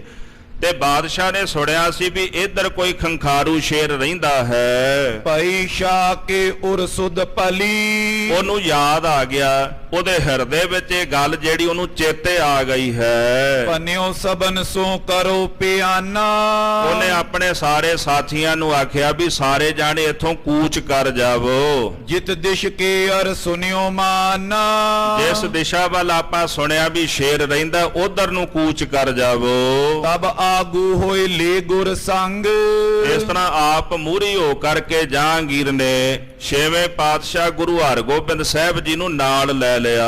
ਚਲਿਓ ਸ਼ਾਹ ਚੜ ਤੁੰਗ ਮਤੰਗ, ਸਾਧ ਸੰਗਤ ਉੱਚੇ ਹਾਥੀ ਤੇ ਬਹਿ ਗਿਆ ਜਹਾਂਗੀਰ, ਤੇ ਸਤਿਗੁਰ ਜੀ ਨੂੰ ਨਾਲ ਲੈ ਕੇ ਚੱਲ ਪਿਆ ਹੈ। ਭੋਜਨ ਕਰਿਓ ਸੁਕਾਨਨ ਜਬੇ, ਜਿਸ ਜਗ੍ਹਾ ਤੇ ਸ਼ੇਰ ਰਹਿੰਦਾ ਸੀ ਉੱਥੇ ਜਾ ਪਹੁੰਚੇ, ਤੇ ਜੰਗਲ ਵਿੱਚ ਜਾ ਕਰਕੇ ਮੀਰ ਸ਼ਿਕਾਰਾ ਨੇ ਉਹ ਜਗ੍ਹਾ ਖੋਜੀ ਜਿੱਥੇ ਸ਼ੇਰ ਰਹਿੰਦਾ ਸੀ। ਭਬਕਤ ਨਿਕਸਿਓ ਕੇ ਅਰ ਤਬੇ, ਕੱਲਾਂ ਵਿੱਚ ਝਾੜਾਂ ਵਿੱਚ ਲੁਕ ਕੇ ਬੈਠਾ ਸੀ ਸ਼ੇਰ। ਜਦੋਂ ਉਹਨੇ ਸ਼ੋਰ ਸੁਣਿਆ ਤੇ ਉਸੇ ਵਕਤ ਭਬਕ ਮਾਰਦਾ ਹੋਇਆ ਝੱਲ ਦੇ ਵਿੱਚੋਂ ਬਾਹਰ ਨੂੰ ਨਿਕਲਿਆ ਹੈ। ਹੀਰਤ ਸੂਰਾ ਕਿਤਕ ਪਲਾਏ, ਆਉਂਦੇ ਹੋਏ ਸ਼ੇਰ ਨੂੰ ਵੇਖ ਕਰਕੇ ਕਈ ਸੂਰਮੇ ਡਰਦੇ ਮਾਰੇ ਉਥੋਂ ਕਾਇਰ ਬਣ ਕੇ ਭੱਜ ਗਏ। ਕੋ ਸੁਨ ਸ਼ਬਦ ਨਿਕਟ ਨੇ ਆਏ, ਤੇ ਕਿਸੇ ਨੇ ਸ਼ੇਰ ਦੀ ਗਰਜਵੀਂ ਆਵਾਜ਼ ਸੁਣੀ ਤੇ ਡਰਦਾ ਮਾਰਾ ਉਹਦੇ ਨੇੜੇ ਨਹੀਂ ਆਇਆ। ਗਜ ਨੇ ਗਮਨੇ ਘੋਰ ਸੋਰਾ, ਜਿਹੜੇ ਸਾਧ ਸੰਗਤ ਜੀ ਹਾਥੀ ਸਨ, ਨਾ ਤਾਂ ਉਹ ਅਗਾਂਹ ਵਧੇ ਤੇ ਨਾ ਹੀ ਕਹਿੰਦੇ ਘੋੜੇ ਯੋਧਿਆਂ ਦੇ ਅੱਗੇ ਨੂੰ ਗਏ ਹਨ। ਸ਼ਾਹ ਮਤੰਗ ਥਿਰੇ ਨੇ ਕੈਸੇ, ਤੇ ਬਾਦਸ਼ਾਹ ਦਾ ਜਿਹੜਾ ਹਾਥੀ ਸੀ ਉਹ ਡਰ ਗਿਆ ਸ਼ੇਰ ਦੀ ਗਰਜ ਸੁਣ ਕੇ, ਤੇ ਉਹ ਠਹਿਰਦਾ ਨਹੀਂ, ਇੱਧਰ ਉੱਧਰ ਨੂੰ ਭੱਜਦਾ ਹੈ। ਮਹਾਬੀਰ ਤੇ ਕਾਇਰ ਜੈਸੇ, ਜਿਵੇਂ ਕਿਸੇ ਮਹਾਂਵੀਰ ਯੋਧੇ ਤੋਂ ਕਾਇਰ ਗੀਦੀ ਡਰਦਾ ਹੈ, ਇਸੇ ਤਰ੍ਹਾਂ ਸ਼ੇਰ ਦੀ ਗਰਜ ਤੋਂ ਉਸ ਵਕਤ ਬਾਦਸ਼ਾਹ ਦਾ ਹਾਥੀ ਡਰਨ ਲੱਗ ਪਿਆ। ਤਬ ਪੁਕਾਰ ਗੁਰ ਸੋ ਕਹਿਓ, ਬਾਦਸ਼ਾਹ ਨੇ ਵੇਖਿਆ ਵੀ ਸ਼ੇਰ ਵੱਧਦਾ ਆਉਂਦਾ ਜੇ, ਤੇ ਸਾਡੇ ਕਿਸੇ ਸਾਥੀ ਕੋਲੋਂ ਇਹ ਸੰਭਾਲਿਆ ਨਹੀਂ ਜਾਣਾ। ਇਹਨੇ ਫਿਰ ਪੁਕਾਰ ਕੀਤੀ, ਆਵਾਜ਼ ਮਾਰੀ, ਸਤਿਗੁਰ ਜੀ ਦੇ ਚਰਨਾਂ ਵਿੱਚ ਬੇਨਤੀ ਕੀਤੀ। ਖਰੇ ਸੋ ਧੀਰਜ ਕੋ ਜਬ ਲਿਓ, ਉਹਨੇ ਵੇਖਿਆ ਵੀ ਮਹਾਰਾਜ ਬੜੇ ਧੀਰਜ ਨਾਲ ਖਲੋਤੇ ਨੇ, ਬਾਕੀ ਸਾਰੇ ਡਰ ਗਏ, ਕੋਈ ਭੱਜ ਗਿਆ, ਕੋਈ ਅੱਗੇ ਨਹੀਂ ਵੱਧਦਾ, ਕਿਸੇ ਦਾ ਘੋੜਾ ਉਸ ਪਾਸੇ ਨਹੀਂ ਜਾਂਦਾ, ਥਰ ਥਰ ਸਾਰੇ ਕੰਬ ਰਹੇ ਨੇ। ਪਰ ਮਹਾਰਾਜ ਗੁਰੂ ਹਰਗੋਬਿੰਦ ਸਾਹਿਬ ਜੀ ਬੜੇ ਧੀਰਜ ਨਾਲ ਉੱਥੇ ਘੋੜੇ ਤੇ ਖਲੋਤੇ ਰਹੇ ਤੇ ਸ਼ੇਰ ਵੱਲ ਵੇਖਦੇ ਰਹੇ ਪਾਤਸ਼ਾਹ ਜੀ। ਤੇ ਜਦੋਂ ਜਹਾਂਗੀਰ ਨੇ ਵੇਖਿਆ ਵੀ ਇਹ ਤਾਂ ਬੜੇ ਧੀਰਜ ਨਾਲ ਖਲੋਤੇ, ਆਪਣੀ ਜਗ੍ਹਾ ਤੋਂ ਹੱਲੇ ਨਹੀਂ ਹਨ, ਤੁਮ ਹੀ ਕਰੋ ਪ੍ਰਹਾਰਨ ਇਸੇ, ਕਹਿਣ ਲੱਗਾ ਪਾਤਸ਼ਾਹ ਤੁਸੀਂ ਕਿਰਪਾ ਕਰਕੇ ਇਹਦੇ ਤੇ ਪ੍ਰਹਾਰ ਕਰਕੇ ਦਾ ਸ਼ਿਕਾਰ ਕਰੋ। ਜਬ ਲੋਕ ਘਾਤ ਕਰੇ ਨੈ ਕਿਸੇ, ਕਿਰਪਾ ਕਰੋ ਜਿੰਨੀ ਦੇਰ ਤੱਕ ਇਹ ਕਿਸੇ ਨੂੰ ਮਾਰਦਾ ਨਹੀਂ ਨਾ, ਉਸ ਤੋਂ ਪਹਿਲਾਂ ਹੀ ਇਹਦਾ ਸ਼ਿਕਾਰ ਆਪ ਜੀ ਕਰ ਦਿਓ, ਦੇਰੀ ਨਾ ਲਾਇਓ, ਕਿਤੇ ਇਹ ਨਾ ਹੋਵੇ ਵੀ ਸਾਡੇ ਵੱਲ ਵੱਢ ਕੇ ਸਾਡਾ ਹੀ ਸ਼ਿਕਾਰ ਕਰ ਦੇਵੇ। ਸ਼੍ਰੀ ਸਤਿਗੁਰ ਘੋਰਾ ਤਬ ਛੋਰਾ। ਸੁਣ ਕੇ ਮਹਾਰਾਜ ਸ੍ਰੀ ਗੁਰੂ ਹਰਗੋਬਿੰਦ ਸਾਹਿਬ ਨੇ ਆਪਣਾ ਘੋੜਾ ਛੱਡ ਦਿੱਤਾ। ਖੜਗ ਸਿਪਰ ਗੈ ਲੇ ਤਿਸ ਓਰਾ। ਇੱਕ ਹੱਥ ਦੇ ਵਿੱਚ ਵੱਡਾ ਢਾਲਾ ਮਹਾਰਾਜ ਨੇ ਗ੍ਰਹਿਣ ਕਰ ਲਿਆ ਤੇ ਦੂਜੇ ਹੱਥ ਵਿੱਚ ਆਪਣੀ ਖੜਗ ਸ਼ਮਸ਼ੀਰ ਭਗਉਤੀ ਲੈ ਲਈ ਹੈ। ਤੁਪਕ ਛੁਟਨ ਕੈ ਸ਼ਾਹ ਹਟਾਈ। ਇਧਰ ਬਾਦਸ਼ਾਹ ਦੇ ਸਿਪਾਹੀ ਗੋਲੀਆਂ ਚਲਾਉਂਦੇ ਸਨ ਤੇ ਬਾਦਸ਼ਾਹ ਨੇ ਰੋਕ ਦਿੱਤਾ, ਹੁਣ ਕਿਸੇ ਗੋਲੀ ਨਹੀਂ ਚਲਾਉਣੀ। ਪਿਕਨ ਤਮਾਸ਼ੋ ਲਗ ਸਮੁਦਾਈ। ਤੇ ਸਾਰੇ ਜਾਣੇ ਤਮਾਸ਼ਾ ਵੇਖਣ ਵਾਸਤੇ ਨੇੜੇ ਆ ਗਏ ਨੇ। ਬਹੁਤੇ ਤਮਾਸ਼ਾ ਵੀ ਨਹੀਂ ਹੁੰਦੇ ਨੇ, ਪਹਿਲਾਂ ਵੀ ਤੇ ਹੁਣ ਵੀ ਐਸਾ ਹੀ ਜਗਤ ਵਿੱਚ ਹੁੰਦਾ ਆਇਆ ਤੇ ਹੋ ਵੀ ਰਿਹਾ ਹੈ ਵੀ ਜਦੋਂ ਵੀ ਕੋਈ ਅਜਿਹੀ ਘਟਨਾ ਵਾਪਰਦੀ ਬਹੁਤਾਤ ਵਿੱਚ ਤਾਂ ਤਮਾਸ਼ਾ ਹੀ ਵੇਖਦੇ ਲੋਕ। ਮਹਾਰਾਜ ਗੁਰੂ ਹਰਗੋਬਿੰਦ ਸਾਹਿਬ ਸੱਚੇ ਪਾਤਸ਼ਾਹ ਅਗਾਂਹ ਨੂੰ ਵਧੇ ਨੇ ਤੇ ਇਹਦੀ ਸਾਰੀ ਜਹਾਂਗੀਰ ਦੀ ਫੌਜ ਤਮਾਸ਼ਾ ਵੇਖਣ ਵਾਸਤੇ ਨੇੜੇ ਆ ਗਈ। ਬਰਿਓ ਬਿਰੇ ਮਾਂ ਕੇ ਅਰਜਾਂ। ਜਿਸ ਜਗ੍ਹਾ ਤੇ ਝੱਲ ਦੇ ਵਿੱਚ ਉਹ ਸ਼ੇਰ ਵੜਿਆ ਹੋਇਆ ਸੀ, ਲਗੇ ਬਿਲੋਚਨ ਸਭ ਕੇ ਤਾਂ। ਸਾਰੇ ਜਾਣਿਆਂ ਦਾ ਧਿਆਨ ਉਸ ਪਾਸੇ ਹੀ ਲੱਗਿਆ ਹੋਇਆ ਸੀ ਵੀ ਪਤਾ ਨਹੀਂ ਕਦੋਂ ਸ਼ੇਰ ਵਿੱਚੋਂ ਬਾਹਰ ਨਿਕਲ ਆਵੇਗਾ।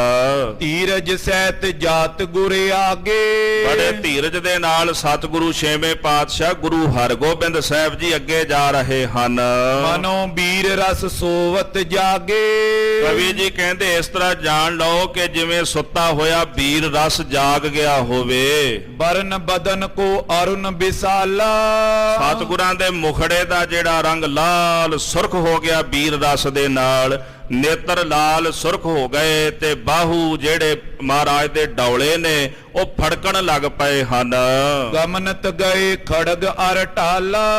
ਇਸ ਤਰ੍ਹਾਂ ਆਪਣੀ ਖੜਗ ਤੇ ਢਾਲ ਲੈ ਕੇ ਸਤਿਗੁਰੂ ਸੱਚੇ ਪਾਤਸ਼ਾਹ ਜੀ ਅੱਗੇ ਨੂੰ ਵਧੇ ਹਨ। ਨਿਕਟੋਏ ਕਰ ਸ਼ੇਰ ਪ੍ਰਚਾਰਿਓ। ਝੱਲ ਦੇ ਨੇੜੇ ਹੋ ਕੇ ਪਾਤਸ਼ਾਹ ਨੇ ਸ਼ੇਰ ਨੂੰ ਵੰਗਾਰਿਆ ਹੈ। ਨਿਕਸ ਵੈਰ ਅਬ ਕਿਉਂ ਥਲ ਹਾਰਿਓ। ਮਹਾਰਾਜ ਕਹਿੰਦੇ ਹੁਣ ਨਿਕਲ ਗਈਦੀਆਂ ਬਾਹਰ, ਹੁਣ ਆਪਣਾ ਬਲ ਕਿਉਂ ਹਾਰ ਗਿਆ ਹੈ। ਸਨਮੁਖ ਦ੍ਰਿਸ਼ਟ ਭਾਈ ਜਬ ਦੋ। ਜਦੋਂ ਮਹਾਰਾਜ ਨੇ ਲਲਕਾਰਾ ਮਾਰਿਆ ਤੇ ਸ਼ੇਰ ਝੱਲ ਵਿੱਚੋਂ ਬਾਹਰ ਨਿਕਲ ਆਇਆ ਤੇ ਕਵੀ ਜੀ ਕਹਿੰਦੇ ਮਾਨੋ ਜੈਸੇ ਦੋਵੇਂ ਸ਼ੇਰਾਂ ਦੀ ਨਿਗਾਹ ਇੱਕ ਹੋ ਗਈ। ਨਿਕਸਿਓ ਗਰਜਤ ਕੇ ਅਰਸੋ। ਗਰਜਦਾ ਹੋਇਆ ਉਹ ਬੱਬਰ ਸ਼ੇਰ ਝੱਲ ਦੇ ਵਿੱਚੋਂ ਬਾਹਰ ਨੂੰ ਨਿਕਲਿਆ ਹੈ। ਵੀਰਤ ਲਾਂਗੁਲ ਟੋਰ ਕਰਾਲਾ। ਤੇ ਆਪਣੀ ਪੂੰਛ ਜਿਹੜੀ ਆ ਨਾ ਉਹਦੀ ਟੌਰ ਫੇਰਦਾ ਆ। ਜਿਹੜਾ ਪੂੰਛ ਦਾ ਹੇਠਲਾ ਹਿੱਸਾ ਹੁੰਦਾ ਨੂੰ ਟੌਰ ਕਹਿੰਦੇ ਨੇ।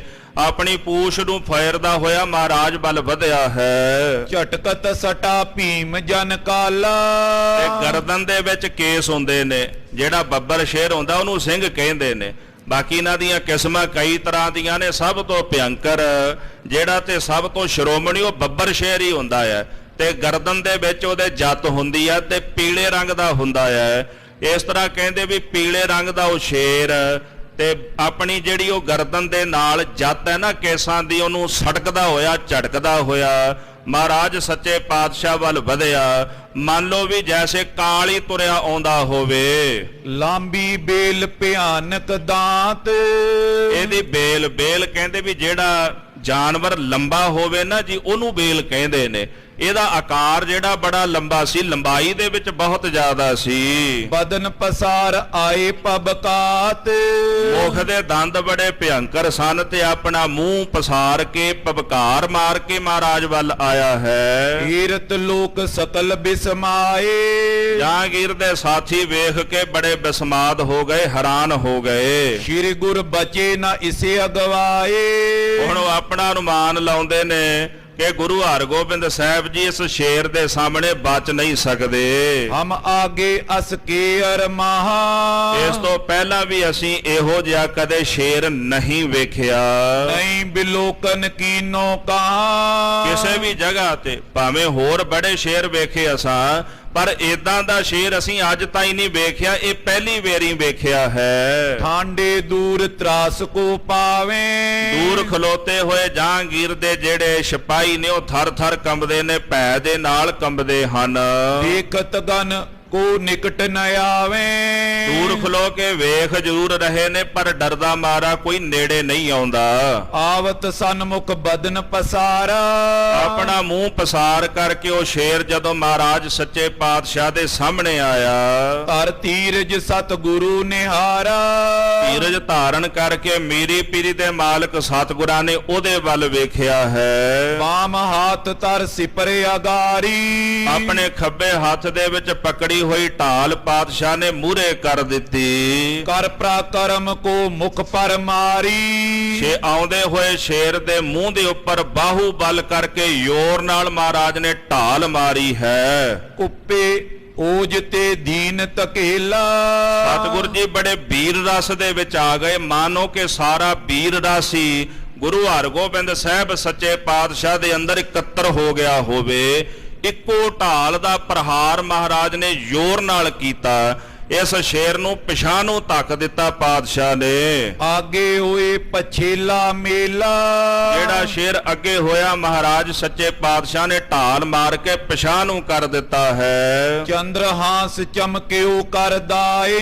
ਸਤਿਗੁਰ ਜੀ ਦੇ ਸੱਜੇ ਹੱਥ ਦੇ ਵਿੱਚ ਚੰਦਰਹਾਸ ਮਹਾਰਾਜ ਦੀ ਤੇਗ ਚਮਕਦੀ ਹੈ। ਗਿਰਤ ਸ਼ੇਰ ਕੇ ਉਦਰ ਲਗਾਏ। ਢਾਲ ਮਾਰੀ ਜਦੋਂ ਮਹਾਰਾਜ ਨੇ ਤੇ ਸ਼ੇਰ ਜਿਹੜਾ ਜ਼ਮੀਨ ਤੇ ਜਾ ਡਿੱਗਿਆ ਤੇ ਡਿੱਗਦੇ ਹੋਏ ਸ਼ੇਰ ਦੇ ਪੇਟ ਦੇ ਵਿੱਚ ਮਹਾਰਾਜ ਨੇ ਤੇਗ ਮਾਰੀ ਹੈ। ਬਈ ਭਗੋਤੀ ਗੁਰ ਕੇ ਕਰ ਕੀ। ਜਦੋਂ ਪਾਤਸ਼ਾਹ ਦੇ ਹੱਥ ਦੇ ਵਿੱਚੋਂ ਬਿਜਲੀ ਵਾਂਗੂ ਕੜਕਦੀ ਹੋਈ ਭਗੌਤੀ ਚੱਲੀ ਹੈ। ਕਰ ਤਕਬੀਰ ਤੁਰਤ ਦੋ ਧਰ ਕੀ। ਉਹਦੇ ਪੇਟ ਦੇ ਵਿੱਚ ਧਸਦਿਆਂ ਉਸ ਤੇਗ ਨੇ ਸ਼ੇਰ ਦੇ ਦੋ ਹਿੱਸੇ ਕਰ ਦਿੱਤੇ ਹਨ।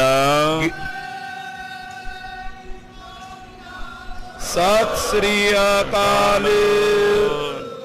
ਗਿਰਿਓ ਪ੍ਰਿਥੀ ਪਰ ਪਗ ਉਲਟਾਏ। ਦੋ ਹਿੱਸੇ ਹੋ ਗਏ ਸ਼ੇਰ ਦੇ ਤੇ ਉਲਟੇ ਪਹਿਰ ਧਰਤੀ ਦੇ ਉੱਪਰ ਜਾ ਡਿੱਗਿਆ ਹੈ। ਮਰਿਓ ਜਾਨ ਦੇਖਣ ਗਨ ਆਏ। ਜਦੋਂ ਮਰ ਗਿਆ ਤੇ ਸਾਰੇ ਜਾਣੇ ਨੇੜੇ ਆ ਗਏ ਤੇ ਵੇਖਣ ਵਾਸਤੇ ਪੁੱਜਦੇ ਨੇ ਵੀ ਦੇਖੀਏ ਤਾਂ ਸੀ ਵੀ ਸ਼ੇਰ ਦਾ ਕਿਦਾਂ ਦਾ ਹਾਲ ਹੋਇਆ ਹੈ। ਬਰਛੇ ਹਤੇ ਸ਼ਾਹ ਕੇ ਹਾਥੀ। ਹੁਣ ਬਾਦਸ਼ਾਹ ਦਾ ਹਾਥੀ ਹਿਲਦਾ ਨਹੀਂ ਤੇ ਨਾਲ ਦੇ ਜਿਹੜੇ ਮੁਹਾਵਤ ਸਾਥੀ ਆਦਿਕ ਜਿਹੜੇ ਸਨ ਬਰਛੇ ਮਾਰ ਮਾਰ ਕੇ ਜਹਾਂਗੀਰ ਦਾ ਹਾਥੀ ਉਹਨਾਂ ਨੇ ਉਸ ਪਾਸੇ ਨੂੰ ਤੋਰਿਆ ਹੈ। ਇਤ ਦਿਸ਼ ਕਰਿਓ ਯਤਨ ਕੇ ਸਾਥੀ। ਉਹਦੇ ਸਾਥੀਆਂ ਨੇ ਬੜਾ ਯਤਨ ਕੀਤਾ, ਬੜੀ ਔਖਿਆਈ ਦੇ ਨਾਲ ਉਸ ਹਾਥੀ ਨੂੰ ਤੋਰਿਆ ਹੈ। ਕੀਨ ਬਿਲੋਕਨ ਵੈ ਕਰ ਪਾਉ। ਇਸ ਤਰ੍ਹਾਂ ਨੇੜੇ ਹੋ ਕਰਕੇ ਜਦੋਂ ਬਾਦਸ਼ਾਹ ਨੇ ਸ਼ੇਰ ਨੂੰ ਵੇਖਿਆ ਹੈ, ਬਲੀ ਸ਼ੇਰ ਤੇ ਬਿਸਮਿਓ ਸ਼ਾਉ। ਇਸ ਤਰ੍ਹਾਂ ਕਹਿੰਦੇ ਸ਼ਿਕਾਰ ਕੀਤਾ ਮਹਾਰਾਜ ਗੁਰੂ ਹਰਗੋਬਿੰਦ ਸਾਹਿਬ ਨੇ ਸ਼ੇਰ ਦਾ ਤੇ ਵੇਖ ਕੇ ਬਾਦਸ਼ਾਹ ਬੜਾ ਬਿਸਮਾਦ ਹੋ ਗਿਆ, ਹੈਰਾਨ ਹੋ ਗਿਆ ਹੈ। ਧੰਨ ਧੰਨ ਸਤਿਗੁਰ ਕੋ ਕਹੇ। ਹੱਥ ਜੋੜ ਕੇ ਸਤਿਗੁਰਾਂ ਨੂੰ ਧੰਨ ਧੰਨ ਧੰਨ ਆਖਦਾ ਹੈ। ਨਿਕਟ ਤਿਸ ਕੀ ਦਿਸ਼ ਲਏ। ਸਤਿਗੁਰੂ ਸੱਚੇ ਪਾਤਸ਼ਾਹ ਮਹਾਰਾਜ ਜੀ ਦੇ ਕੋਲ ਖਲੋ ਕਰਕੇ ਇਸ ਤਰ੍ਹਾਂ ਉਹਨੇ ਸ਼ੇਰ ਦੇ ਵੱਲ ਵੇਖਿਆ ਹੈ। ਕੇਅਰ ਕੋ ਨਿਕਸਿਓ ਤਬ ਜੀਵ। ਉਸ ਸ਼ੇਰ ਦੇ ਵਿੱਚੋਂ ਜੀ ਜੀਵ ਆਤਮਾ ਬਾਹਰ ਨੂੰ ਨਿਕਲੀ ਹੈ। ਮਹਾ ਪ੍ਰਕਾਸ਼ਵੰਤ ਸੋ ਥੀਵ। ਜਦੋਂ ਉਹ ਜੀਵ ਆਤਮਾ ਨਿਕਲੀ ਦਿਖਾਈ ਤਾਂ ਕੁਝ ਨਹੀਂ ਦਿੱਤਾ, ਚਾਰ ਚਫੇਰੇ ਪ੍ਰਕਾਸ਼ ਹੀ ਪ੍ਰਕਾਸ਼ ਵੱਧ ਗਿਆ ਹੈ। ਆਰੁਨਤਾ ਫੈਲੀ ਸਭ ਗੈਨ। ਜਿਵੇਂ ਸੰਧਿਆ ਦਾ ਵਕਤ ਹੁੰਦਾ ਜਾਂ ਆਪਾਂ ਸਵੇਰੇ ਵੇਖਦੇ ਆ ਸੂਰਜ ਚੜ੍ਹਨ ਵੇਲੇ ਛੁਪਣ ਵੇਲੇ ਸੂਰਜ ਦੇ ਛੁਪਣ ਦੇ ਨਾਲ ਲਾਲੀ ਜੀ ਛਾ ਜਾਂਦੀ ਹੈ। ਸਵੇਰੇ ਵੀ ਆਪਾਂ ਵੇਖਦੇ ਆ ਵੀ ਲਾਲੀ ਜੀ ਛਾ ਜਾਂਦੀ ਹੈ। ਏਦਾਂ ਚਾਰ ਚਫੇਰੇ ਲਾਲੀ ਜੀ ਛਾ ਗਈ ਹੈ। ਦੇਖਤ ਸ਼ਾਹ ਉਠਾਏ ਨੈਣ। ਇਸ ਤਰ੍ਹਾਂ ਵੇਖ ਕਰਕੇ ਬਾਦਸ਼ਾਹ ਨੇ ਜਦੋਂ ਆਪਣੇ ਨੇਤਰ ਉਤਾਂਹ ਨੂੰ ਚੁੱਕੇ, ਬੂਝੇ ਗੁਰ ਕਹਾ ਇਹ ਪਇਓ। ਆਖਣ ਲੱਗਾ ਪਾਤਸ਼ਾਹ ਇਹ ਕੀ ਹੋਇਆ ਹੈ। ਕੌਣ ਹੋ ਤੋ ਮਰ ਕਿਤ ਇਹ ਗਇਓ। ਇਹ ਕੌਣ ਹੈ ਜਿਹੜਾ ਮਰ ਕੇ ਕਿਤੇ ਜਾ ਰਿਹਾ ਹੈ। ਇੱਕ ਗੱਲ ਤਾਂ ਸਪਸ਼ਟ ਹੋ ਗਈ, ਇਸਲਾਮ ਦੇ ਅੰਦਰ ਪੁਨਰ ਜਨਮ ਨਹੀਂ ਮੰਨਦੇ।